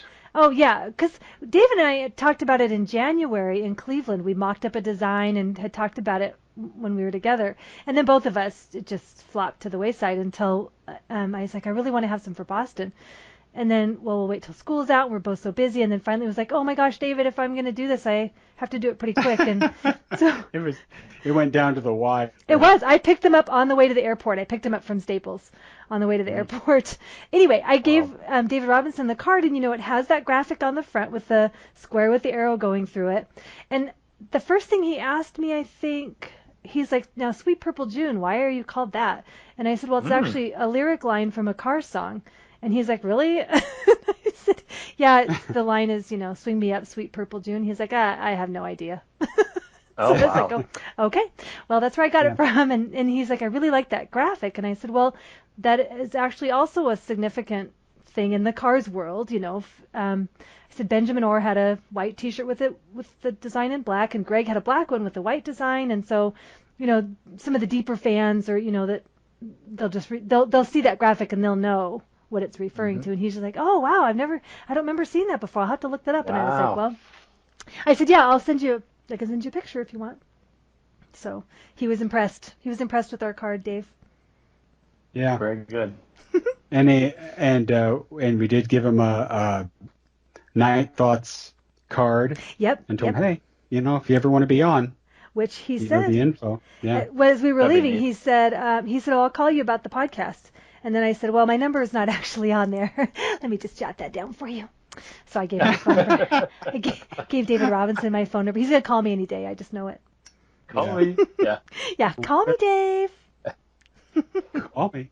Yeah. Oh, it was so cool. It was so cool. And that was it was a great lead up going into the Let's Go event, because we knew he was going to be there, and then you get past all that jittery stuff, Right. Right.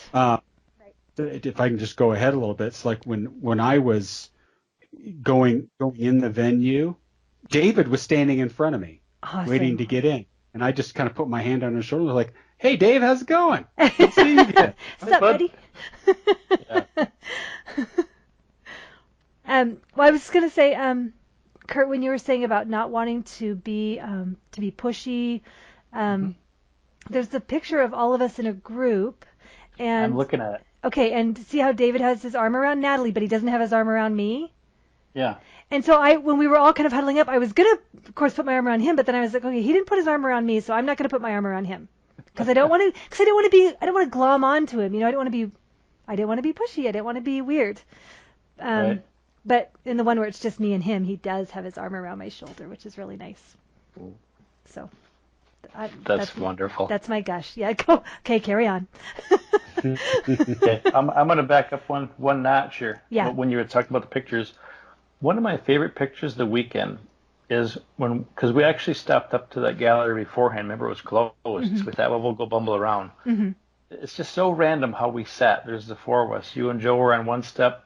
Dave's down. Oh, yes. I love that picture. It looks like it's closed, but we just like, well, I'll just sit here, and I'm not moving down by Joe. I'll just sit here. And it just was so cool. Yeah. I don't know what it is, but that's one of my favorite pictures of the weekend because everyone has this cool look on their face, and here we are right in front of there, and not knowing that we would get to meet him in a little while. Yeah. At the time it was closed.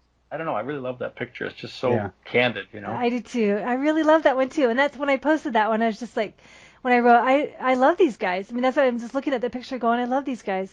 I just love them. I just so happy to have you guys in my life, and our friendships are just amazing.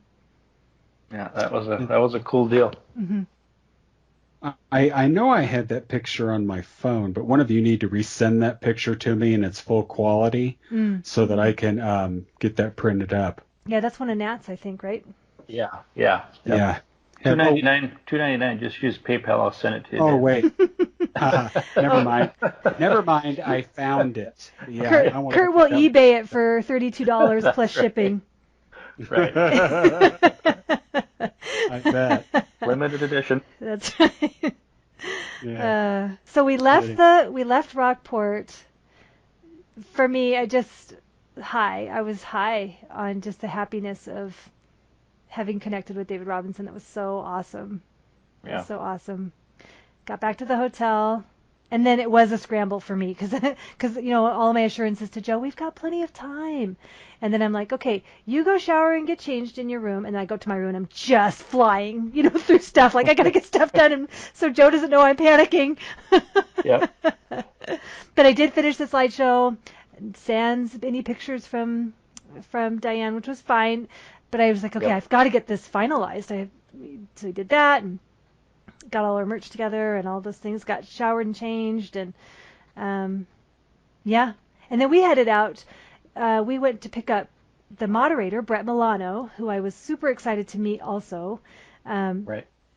So that was great. So we drove out. I don't know. It was like 45 minutes probably to his house, and then it's like 30 minutes to the venue. It wasn't that bad. But it was nice went out there and got him, and then got to chat with him and get to know him, establish a rapport on the way back to the venue. That was really fun. And so that was a special treat to get to hang out with him extra. And we got to the venue, met Peter Van Ness in person. Him and his wife, Vicky, are amazing and just such great people. And so we got all our stuff set up. The band was warming up. They were sounding so great already. And, all the smiles and hugs and yay, everybody, we're here. And getting to say to the band, yes, David Robinson is coming tonight, and talk about that with them. And they were so, oh, wow, it's so exciting. And, just Kathy got there with her artwork. Just everything's just falling into place. Slideshow's up and running. Everything's just falling into place. And then pretty soon, people start showing up. Yep. So you guys can take it from there. Well, I had to start paying for my trip. So I had to set up with Uber so I could be an Uber driver. And lo and behold, I got my first fare. It was a Kurt and Nat Gaber and guest. So I was their first. They were my first fare. So I drove them along with Diane Page, which incredibly was an honor. I don't know. It's so hokey to me that I'm thinking like I get to drive Diane Page to the event. Well, especially because you're not a gushy fan person like I am. So for you to feel that way is, it's totally understandable to us, but I'm sure it's weird to you because you're just not like that. Yeah, I'm just not like that. But I just thought it was kind of cool, And so driving there, and we get there, and of course there's no freaking place to park, place to whatsoever. So Kurt's like, let's get Diane in, and Dave, you go and park the car. And hang on a sec here, Dave. Hang on, I just thought of this. You know how this happened? I drove up and we got there because I drove, and then I said, Dave, park the car. We're good, because we were right in front. I said, later, good luck. Yeah. That's how that worked. There was a hierarchy in that van, man. Right. And, big time. Did you guys go to dinner before you guys came to the venue? Or no. Guys, because I thought that was the original plan. What happened in there? Are we? Is that okay to ask? I don't know what happened. Were we just back too late, or after it was all over, it was past midnight when we got in there, and I realized I didn't eat lunch that day in Rockport. I didn't eat dinner. It's like it totally escaped me. I was so excited. Yeah.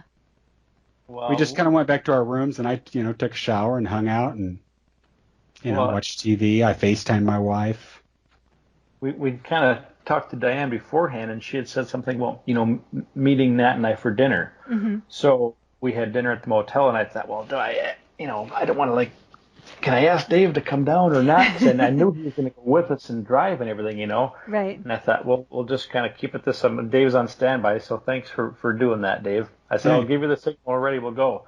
It's another one of those, you don't want to be pushy. You don't really know where the boundary is. Well, yeah, and everybody has their own personal relationships. Kurt has a very personal relationship with Diane, and he wanted to spend time with her. But no, that didn't bother me at all, and I was more than happy to be the DD on the way back. But I'd forgotten that you had driven there, and then Dave, go park the car. Throw the keys. Go park the car. Good luck. So I had to go over on the next block and then down way far, and you don't know where the hell you're supposed to park in an unfamiliar town, but there happened to be a guy writing tickets. Ooh. Okay. And this place, and I stopped the car in the street, okay?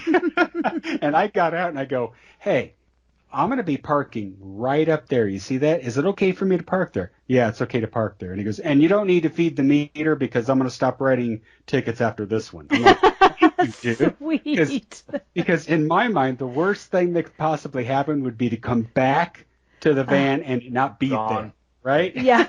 So And I even after I parked it, I went back to the guy and said, okay, I'm parked right there, and I don't need to feed the meter, right? Right. I said, okay, thanks, dude. I appreciate it. And, I made my way. And like I said, by the time I got there to go in, David Robinson was in line right in front of me, which was so weird. Good timing. That's awesome. I'm sorry, go ahead. Sorry. I remember seeing Kurt and Nat and Diane come in, and Joe still had no idea. It was still a surprise to Joe. So I went over there and kind of stood between, Diane, again, she's so tiny. So I was able to stand between her and Joe. So if Joe looked up, he was signing books, but if he looked up, he would just see my back. And, just like, okay, do you want to meet him now? Do you want to get settled first? Kind of trying to get them ushered through to their seats. And it was so exciting to see you guys come. And I was so hyper. Yeah. Now, Donna, I don't know if this happened to you in the course of the evening, but I had a lot of people, bless their hearts, because it made me feel so good. A lot of people come up to me and they'd say, "You're Dave? You're from the podcast, Dave?" I'm like, "Yeah." And so many people came up and said, "Hey, I listened to the podcast, and I'm so and so, and blah blah blah." Of course, I gave them swag. Love I gave him it. I gave him extra swag. That's why. That's why. Yeah. Right. But it's always interesting for people that you don't know by name or by face from Facebook or Twitter or whatever come up and say, "Hey, yeah, I listened to the podcast." Like, oh, cool. It's a great feeling, isn't it? Yes. Yeah. It is. I love that. I love that because, Dave, you and I do the podcast for fun and we love it. And if nobody listened to it, we would probably still do it because we think we're hilarious and we just have such a good time. So to know that it does go out into the world and that people do listen to it and enjoy it enough to come and say, hey, and want to make a connection, that's just so gratifying. It feels so good. Yeah. And I've always just based things on, because I listen to a lot of Star Wars podcasts, and the podcasts I've always liked are ones where just people are having a conversation. It's not a news format. Mm-hmm. Yeah. I I hate any kind of news format podcast, but they're just, shooting the shit and talking about this and digressing. And those are the kind of things that I like. And I've always felt like a podcast should be something that if you're listening to it, you want to be a part of that conversation. You wish you were in the room with them. That's a good description, Dave. I like that. Yeah. Mm-hmm. And, so that's kind of the format we've always tried to go on. But it's really gratifying to know that, if somebody's having a bad day or something, they listen to our, podcasts and they're feeling a little bit better. Mm-hmm. Like Superfan BB. I mean, he can't wait till the next podcast comes out. I mean, he's happy, when the podcast comes out, and that's the way I am about my favorite podcast. Well, like Just Cow. I'm at the point now with Just Cow, where I can't wait for Tuesday to get here. It's like, it's Tuesday, boom, I'm on it, because I just like his podcast that much. Yeah. So it was just really interesting. And it's also funny that when I came in, I went straight up to Judith. Well, first of all, I told David when he was in line, "Oh, Diane Page is here. She wanted to make sure and meet you." And I kind of pointed him in her direction. But then I went over to Judith and I said, "Hey, Judith, it's Dave." And she gave me a hug or whatever. And then later on in the night, she came up to me and said, "Dave, I didn't realize it was you, Dave." Yeah, it's me. But, and then, running into Eric Barrow and him being there. And that's what just really freaked me out about the whole night is that, there's not only is David Robinson there and these people there that are saying, "Hey, listen to your podcast," but getting to meet two people in person that we've had on the podcast. Yes. Yeah. It was so cool. And it's funny because Eric came over to me and he's like, "Donna?" And he's just like looking at me, and it took me a second, and I was like, "Oh, Eric!" And I totally ran around the table and practically bowled him over. I kind of jumped onto him. I was like, "Oh my gosh," because you feel like you know these people through social media, through the podcast, or through however we've connected. There's people we've just really made strong connections with. And so then that final piece of the puzzle, meeting him physically in person, shaking hands, making eye contact, it's just, it's incredible. Cool. It's just like when we met in Cleveland, Kurt, and the first time meeting you, Dave. I mean, we feel like we've known each other forever, but that one piece was missing, that being in the same physical location. Right. It's just amazing when that falls into place. It's awesome. Yeah. Well, a little bit similar too for me and Rue, because I had known her way back in the days where we would get on chat stuff and type back and forth, before any of this other stuff. And she was just a longtime fan, and same with Leo Yorkel too, Oh, yes. You went and check. Yeah, I saw Leo. I never got a chance to go up to him. We locked eyes, and I didn't get a chance to get over to him. Yeah, he sat behind me, so I had to go out and thank him personally for going and checking on that guitar for me, and awesome. and I gave him some extra stickers and some things too, some Ben Orr stuff, so kind of neat to make that connection, Yeah, for sure. And then there were some just, you got Eric Barrow there, just these well-known, musicians from the area that were there. Of course, Eric. His solo work in the Cautions. Ralph Fatello, who came with David Robinson. Ralph was from the Vinnie Band and a well-known musician in the area. Hirsch Gardner. Did you guys see Hirsch Gardner with his rock and roll hair? Yeah. Hirsch Gardner from the band New England was there. That was super exciting. Who else? I know there were other people I'm forgetting. But just really neat to see people from that genre coming together and making connections at the event. Was really cool, too. And, of course, Joe has known Hirsch for a really long time. Joe's written about him and promoted him and does PR work for him from time to time. And he had talked to Hirsch about the event, but he didn't know for sure that Hirsch was coming. So it was an amazing surprise for Joe to have Hirsch show up, too. That was really cool. Nice. Yeah. Which the Diane surprise then was I was going to wait till there was in fact, before I led Joe to the green room, before the event started, I was going to have him stop by and see Diane.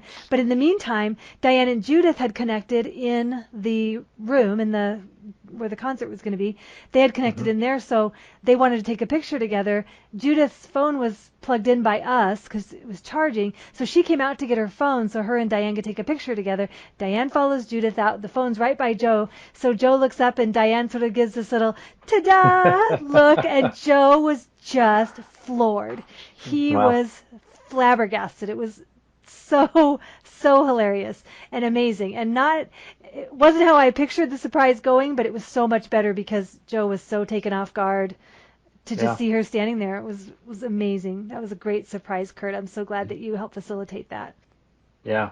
And then I guess if this is something that should be said too, I mean, I know in the seating end of things, I was calling for you to scramble once I realized she was going to come to to try and get us together, and wasn't sure how it would work out. And I know you would a lot on your plate to get this figured out, and Judy sacrificed a front row seat to make this happen. So a big shout out to her for doing that, because she didn't know about the surprise end of it. Joe didn't, so we're all trying to get this together. So we put a little extra swag together for her, and a shirt and Night Thoughts cutout sign and a bunch of stickers. So that was very, very gracious of her to, and even for her to not to know who she's because when I talked to her, I said, I can't give you any details, but would you please? And she was so awesome. She was like, sure. Yeah. Why would you think I wouldn't? It's like, well, because you have a prime seat, maybe the best seat in the house, and I'm asking you to give it up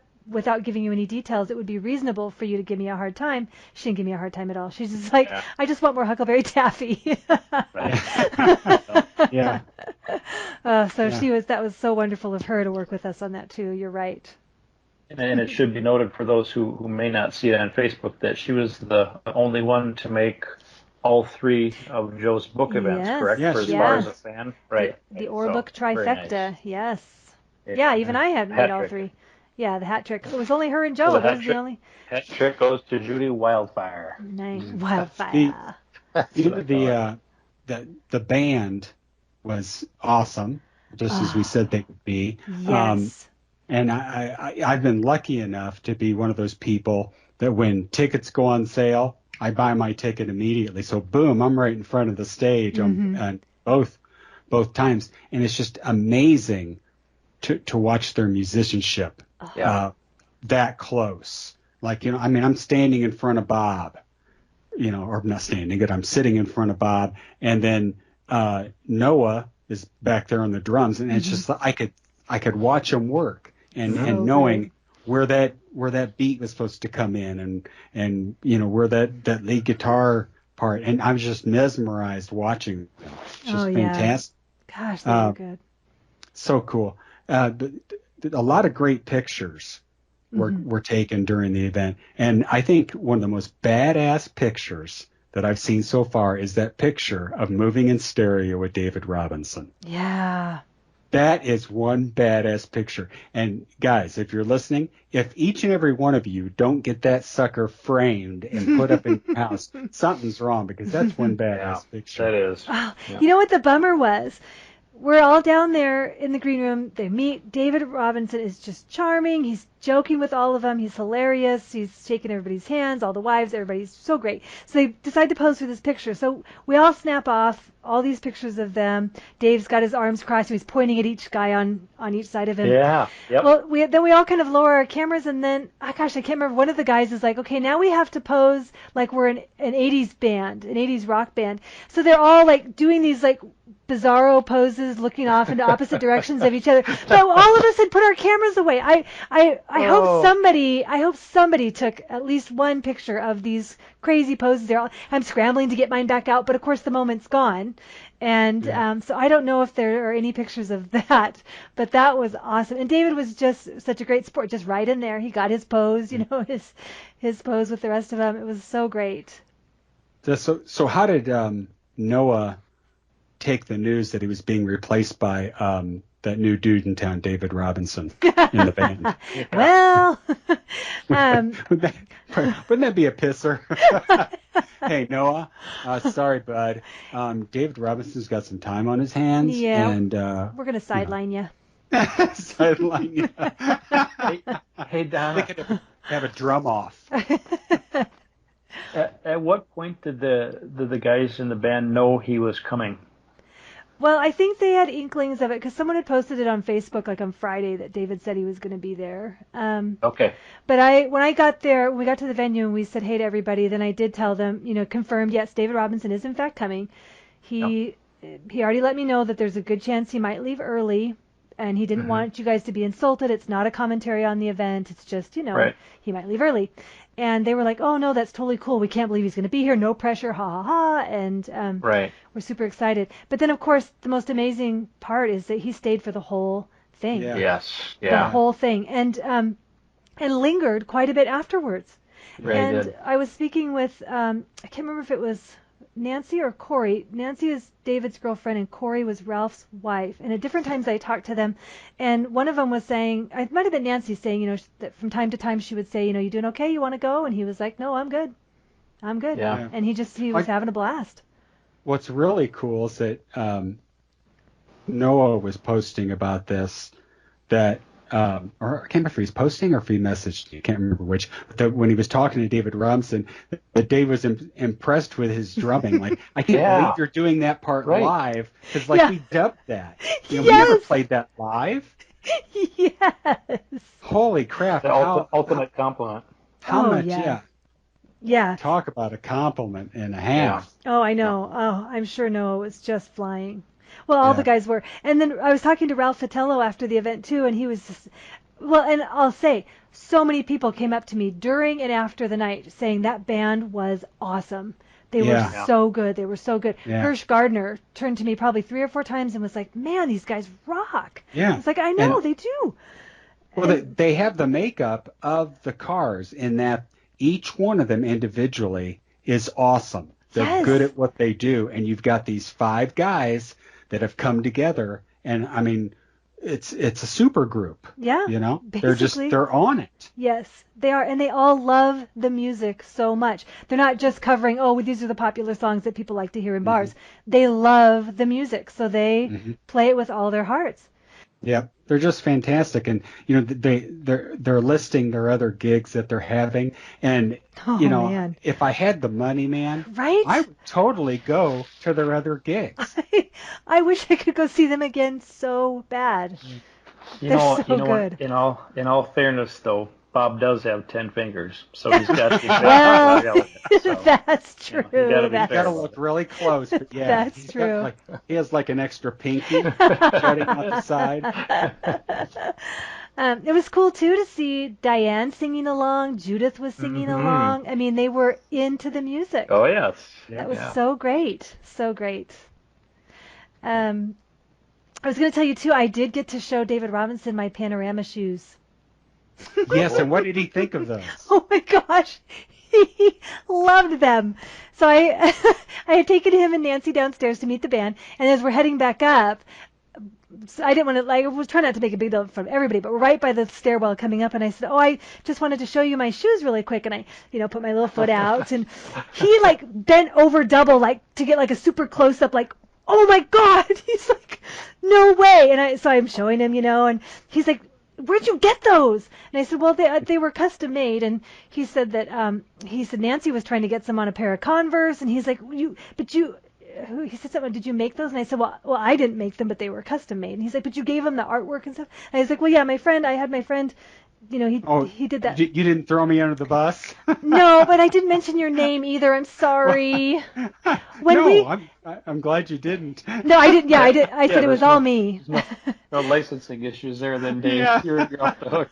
Well, not for. Well, I wasn't going to admit it was me in case his next sentence was, you don't have a right to do that. That I could say, oh no, remember, it wasn't me, it was my friend. I'll take you up to him. He's right in the front row. It's a Dave guy.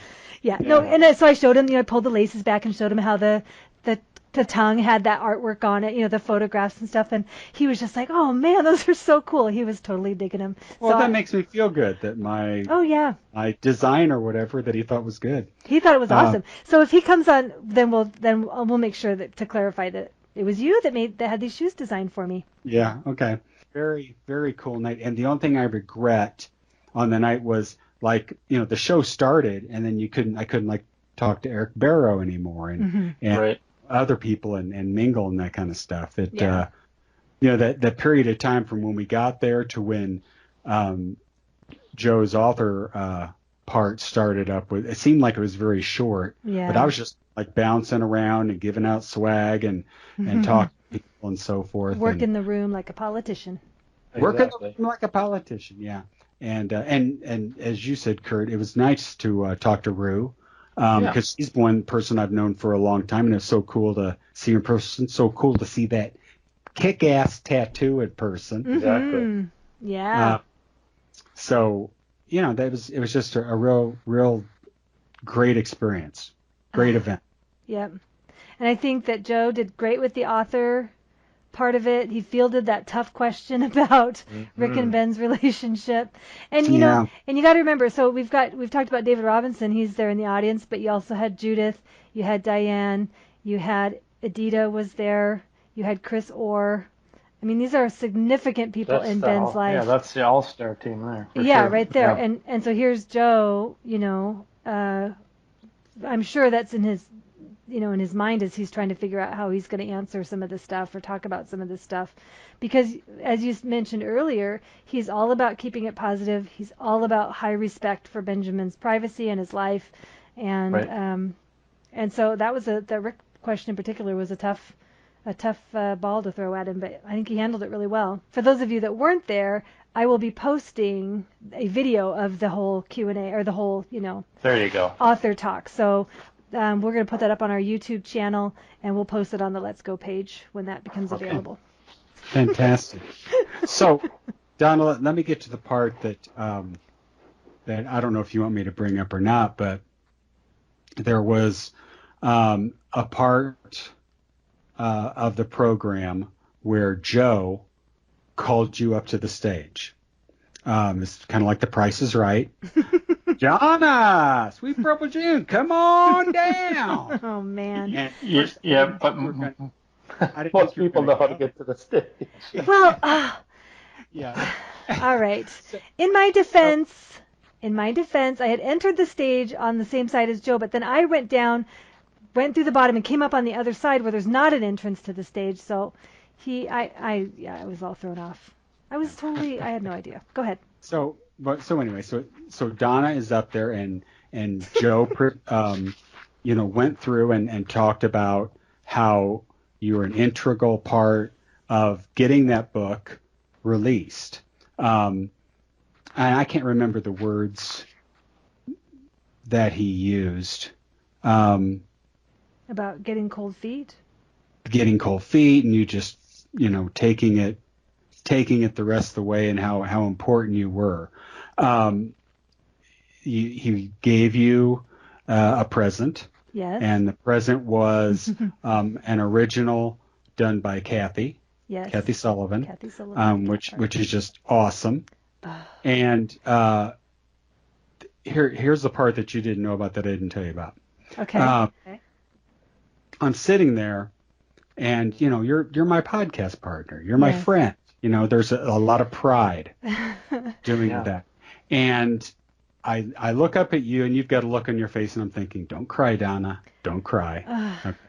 And then I look back, and Diane has tears in her eyes. Okay? Aww. So then, it dawns on me at that point, a lot of these people, I'm never going to see in person again, more than likely, unless something comes up. And then it hits me. And then I start crying. Because if Diane Page is crying, I'm going to cry. And I'm sitting there trying to hide it or whatever and wiping my eyes or whatever. And I think I pulled it off. I don't think anybody noticed or whatever. But I lost it. I lost it at the because I'm just very, very proud of what you've done, not only with the Orr book, but with all the things that you've accomplished since, you and I started this little podcast and your writing career and so forth. And so there's just a lot of pride there. And it was just an emotional moment for me. I think Aw. it was the best. I think it's the best part of the program for me was seeing you up there on stage and acknowledging you. So just let me share Thank that. It you. was awesome. It's just very awesome. I'm blushing a lot Nicely here. put, Dave. Very nicely put. Well, thank you. Dave, it's funny because you were really my first friend in the groups. Like when I came into the Cars world, you were the first person that I really got to know and really knew the best. And that was even before I started my blog or anything because you were the one I talked to about I'm thinking about starting a blog and Yeah. just you've you've been there with me from since the beginning. Um, and you were you were an integral part of my stage presence up there because I didn't know if I was going to cry or if I was going to throw up or if I what I was going to Yeah. do. I was so taken by surprise, and then I Yeah. then I looked at you and we made eye contact, and he Kurt, I don't know if you saw him, but he did his finger in the little smiley face, thing in front of his own mouth, like smile. And so I was like, What oh time? yeah, I got to smile. And then Yeah. I just sat there Well, I didn't want you to smiling at you. cry because I would have like ugly cried at that point. And it's like but that's such a weird feeling that we've had this year of meetups and Mhm. that people have talked for years, 20 years or more about having a cars Right. con and Mhm. it's never happened. And this was it. Yeah. This year was it. Yes. And unless something else comes along, I don't think it's going to happen again. Right. I'd like to think that at some point in time, we can say, hey, let's go here, try and meet up. I'm Right. I'm down with that. But as far as something to do that's cars themed or something to do with the cars, I'm not so sure it's going to happen. Right. So just that realization that we are able to, a lot of people for 3 times, the Rock Hall, the Cleveland one, and this one that we just went to, and us personally 2 times that we've been able to get together. That's pretty cool. It's really cool. And I Yeah. think, after the event, well, a couple things I want to say. First of all, it really meant a lot to me for Joe to publicly, um, not so much acknowledge. I mean, I feel like Joe's really good about thanking me and giving me credit for things I do on the book page and things like that. But for him to publicly tell the story of how I got involved, because because it was a difficult thing for him to do. It wasn't easy for him to admit that he got cold feet, that he was stalled out, and that he wasn't sure that he was going to finish it. So it was very precious to me because I think I mentioned this to you guys before that there are a lot of people that think I wormed my way into the book and that I didn't deserve to be there and that I'm just using Joe and just a real negative feeling about my presence on the whole project. And so to have him come forward and say, you know what, there wouldn't be a book, Right. Yeah. Was just meant so redeeming to me in a way. I don't know how to describe it. It just Well, it's completely understandable after that amount of time and effort, and passion for the project. When it all comes down to the big event and the book event, it was good timing and needed to be said and was deservedly said. Yeah. So I really appreciated that he did that.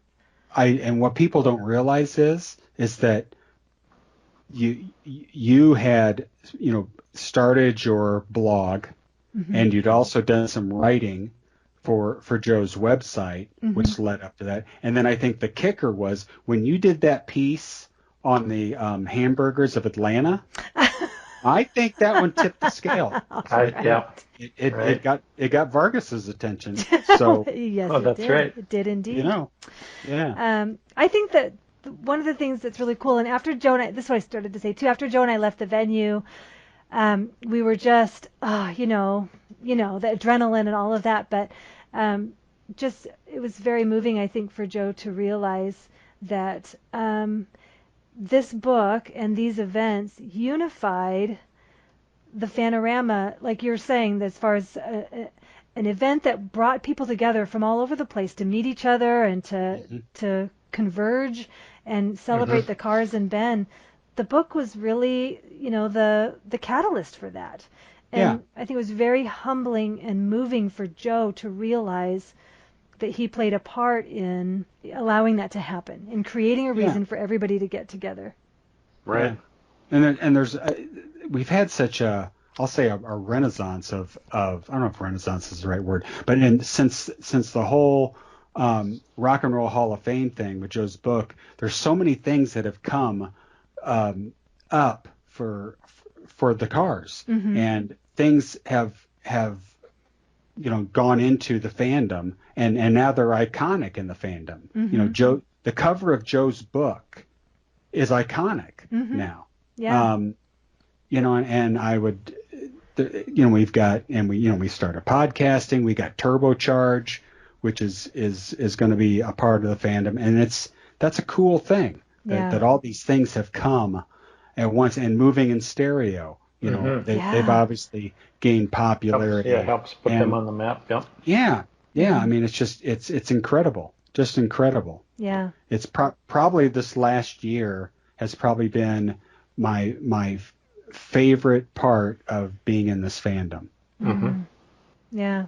I hate to be morbid and be like, the sun is setting on the Cars. I mean, but there's probably no more. There's no more music coming out. They're getting older, and so it's sort of like the golden age.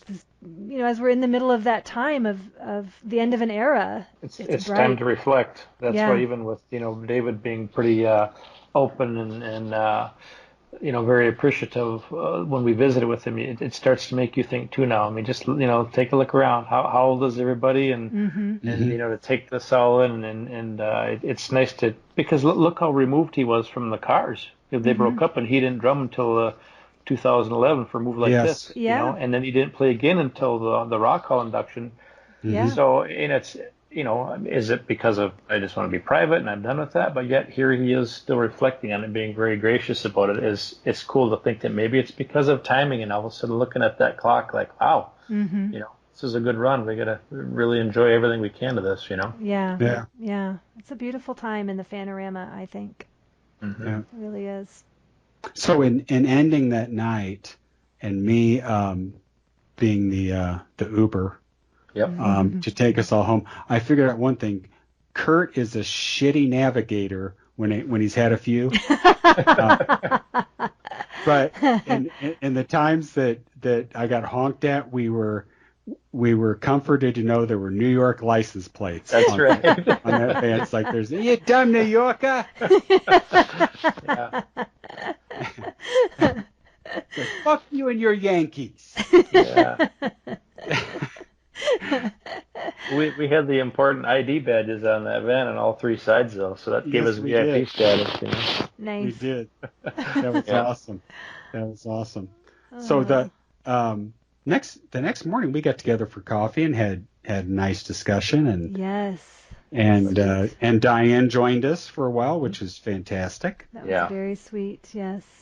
Yeah, I appreciated her letting me into that. That was because I know you've known her for a long time, Kurt, and you guys have a special friendship, you and her and Nat. And but I do feel I feel like that was nice of her to let us in. Right. Yeah. She's gracious. That's all there is to it. Yeah. Very gracious. She is. And we saw some more pictures, which was very cool. Those were really cool. We saw some pants. Pants? Magic pants?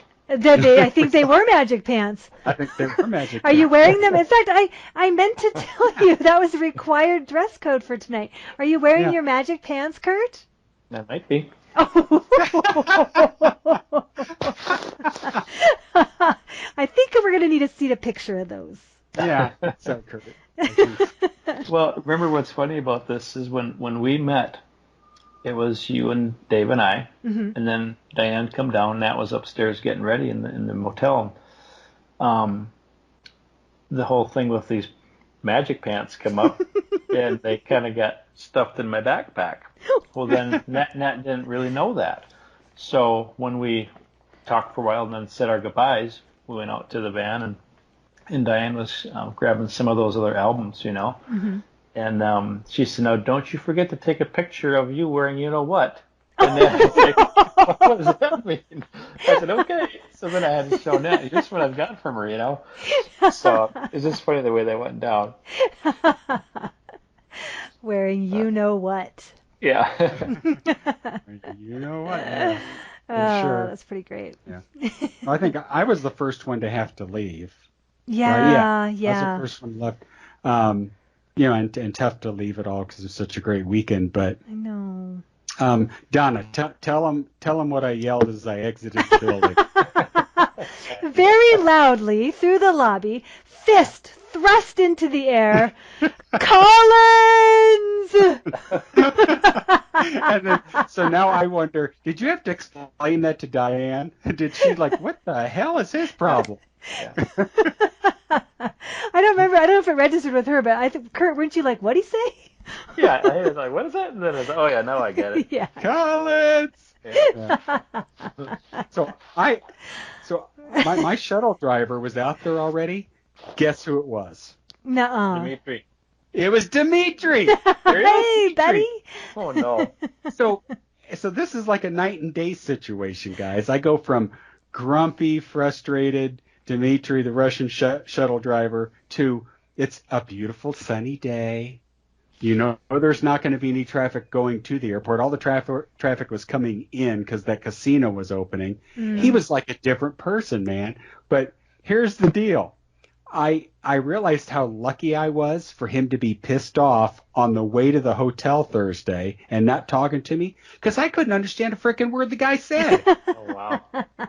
We're going and I started chit-chat, hey, it's a nice day, blah, blah, blah. And he would start out, hey, David. I'd be like, Yikes. yeah. Uh-huh. I couldn't understand a word the guy said the whole way. But I tipped him again. Hey, if you come back to Boston, you ask What the odds me. that you get him again? That's funny. Wow. Yeah, That is funny. it was hilarious. You're lucky you didn't get yourself in a Seinfeld situation where you agreed to wear a puffy shirt or some sort of thing like that. Just nodding. Yeah, but he was in a great mood, just chatting Good. up a storm because there wasn't any traffic. Good. It's beautiful out, It's like, thanks. But yeah, he dropped me off at the airport, and God, I had like a good hour and a half before my plane even boarded. So I got some substantial food to eat because hadn't really eaten bits. instead of my Ritz bits. Yeah, but one thing I noticed about the Boston airport, security is really tight there, and I guess it's because of the bombing and stuff like that. It'd be my guess. Yeah. But you're whipping out the ID a little bit more, and I saw them stopping people. And they did me too. When to go to baggage claim, you had to show ID to get into baggage claim. Wow. Oh. Not me. It must be just your look, Dave. Must have been my luck. But the thing about that Boston airport is that they have a lot of stuff that's just like do it yourself. Yeah. And when people do it yourself, they're going to screw it up. Yeah. That's all there is to it. And it just takes longer. Right.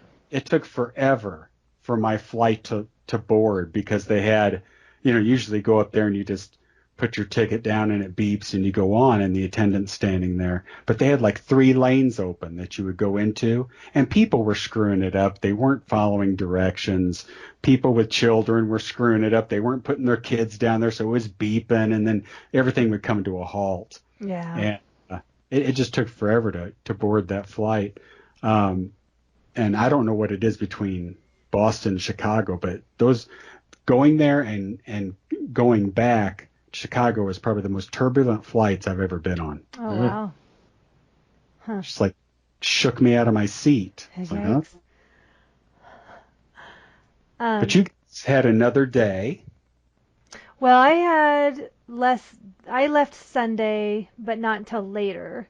Yeah. So I sat down and had coffee with you guys and lingered for, as long as I could. And then, I think the 3 of us got up because Diane needed to go and I was going to go check out the hotel and stuff. So went up to the room, got all my stuff packed and ready to check out. And then I met Joe and we were going to, I didn't have to be down to the airport till 3. So, when we had gone down to have dinner with Judith, we had started to do some sightseeing, but then we we had to change plans because we were at the wrong location for the restaurant. So there were some places I wanted to see, and I wanted to go back up to the Prudential building and see if I could take pictures from the top of the hub.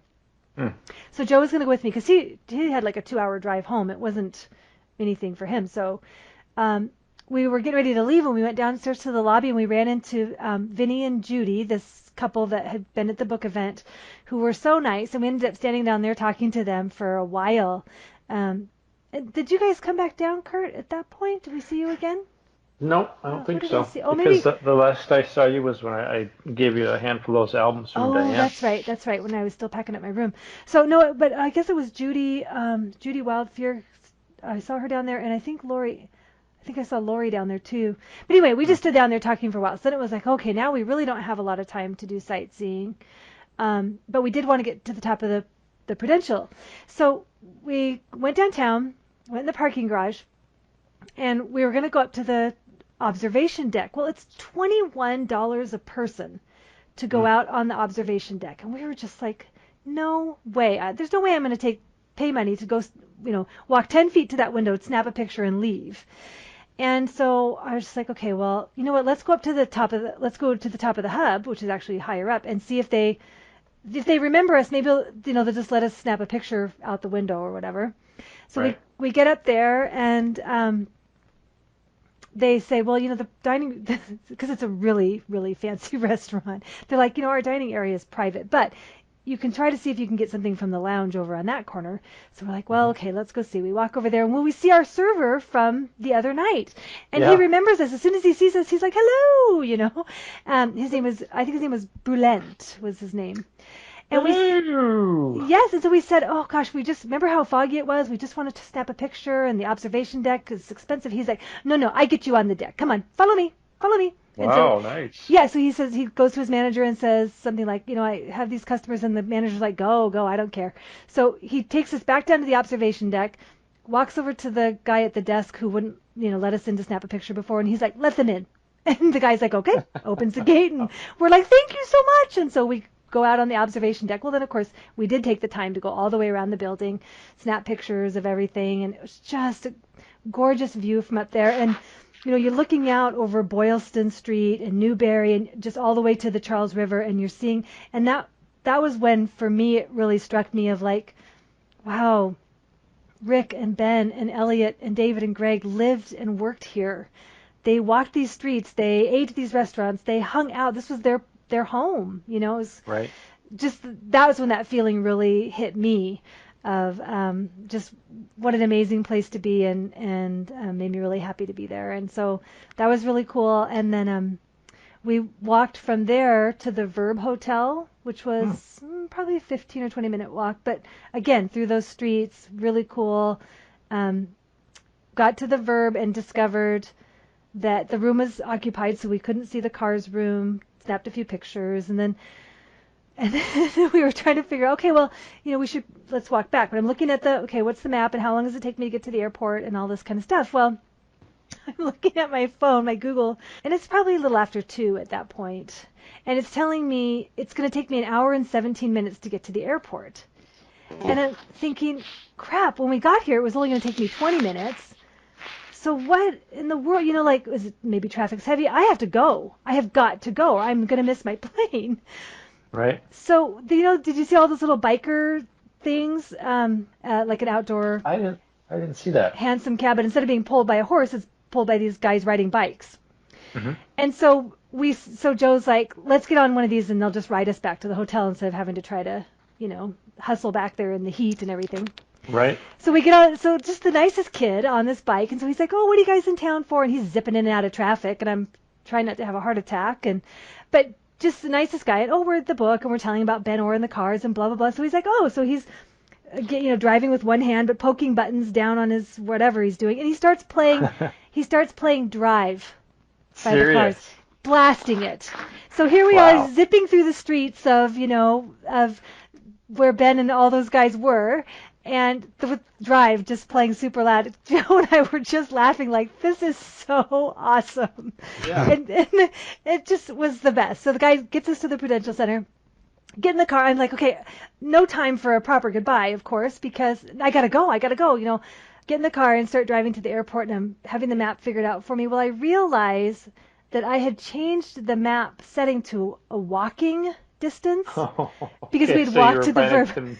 didn't need to be. So it would have taken me, it would have taken me an hour and 17 minutes to walk to the airport. But Right, driving, right. I was still only 20 minutes away. So I was just like, oh, well, that's a relief because I was but then I was like, I know.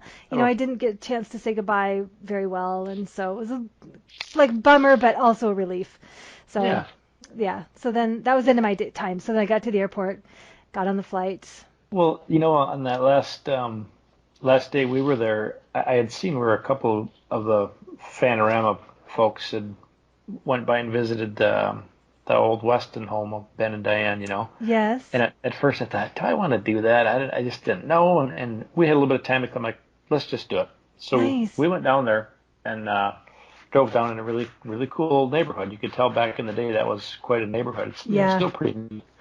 And did scope that out, and kind of neat to just think about it. You're looking like, God, that Corvette used to drive up here. That's all I could think of. And then Elliot's house was really close by too. I'm like, wow, it's close. I saw that from the map. So again, thanks for the map, because there wasn't. I don't know that we would have done it. Yeah. And then when we actually that was on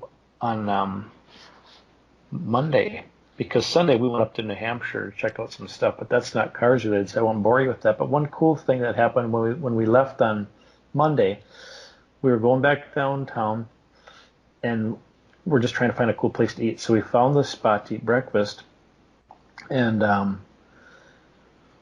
went into this cool little omelet hut, and then the waitress is super nice, and did I have a car shirt on? Yeah, I did. And we got talking a little bit about it, and I told her the reason we were here is for this book event in Ben Orr. Oh, Ben Orr, I saw him play at South Station in Boston. And I'm like, no kidding. So I said, well, did you take pictures? She goes, yeah, I got pictures somewhere. So I went out to my car, got a bunch of Ben Orr stickers, and loaded her up. And I gave her my card, and I said, if people are excited about that. I remember seeing video of that, and it was a really cool performance. But I don't really ever remember seeing still photos. I just don't. I don't know if you guys have.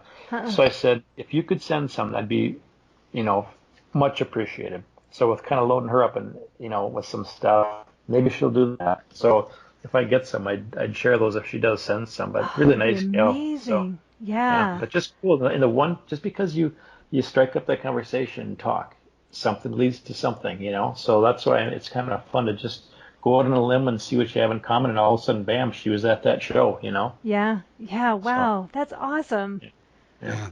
It's great to be able to give away stuff. Mm-hmm. It's fun. I love doing that because people, anything to do with the cars, stickers, buttons, whatever, people love it.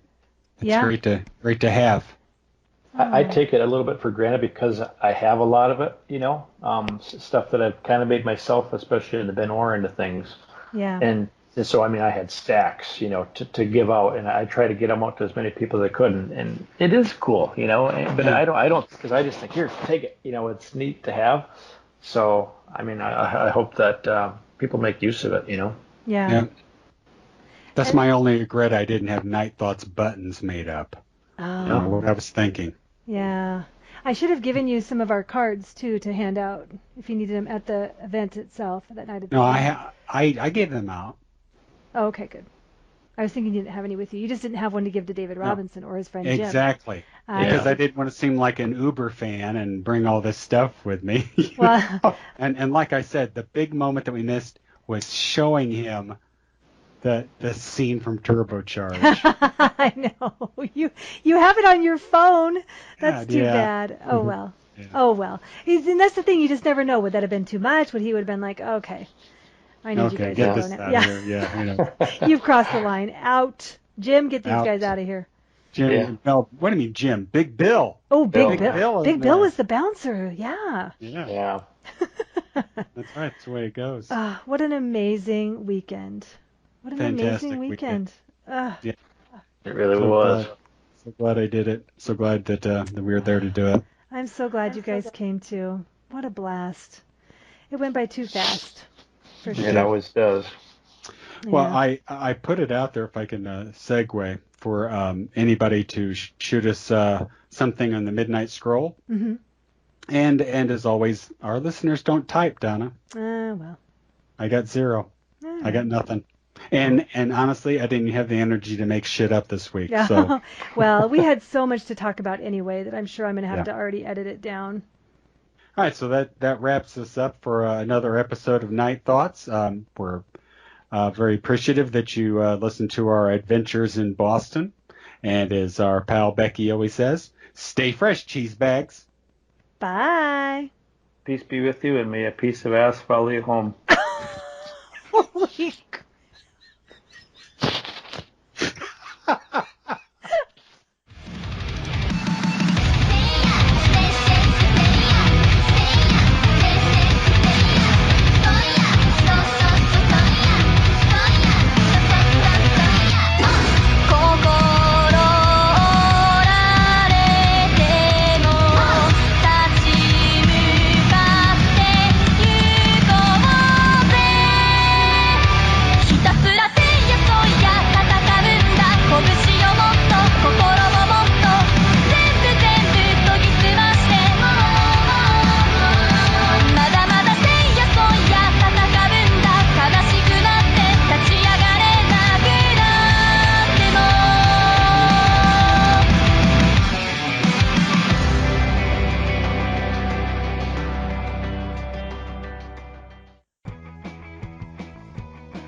Thank you for listening to Night Thoughts, the Cars podcast.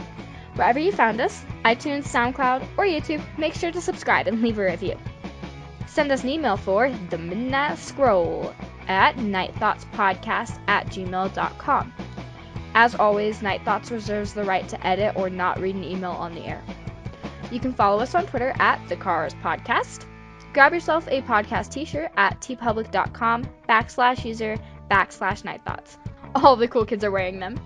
Oh, and finally, search for The Cars Night Thoughts on Facebook and join our group page. P.S. I am totally Team Rick.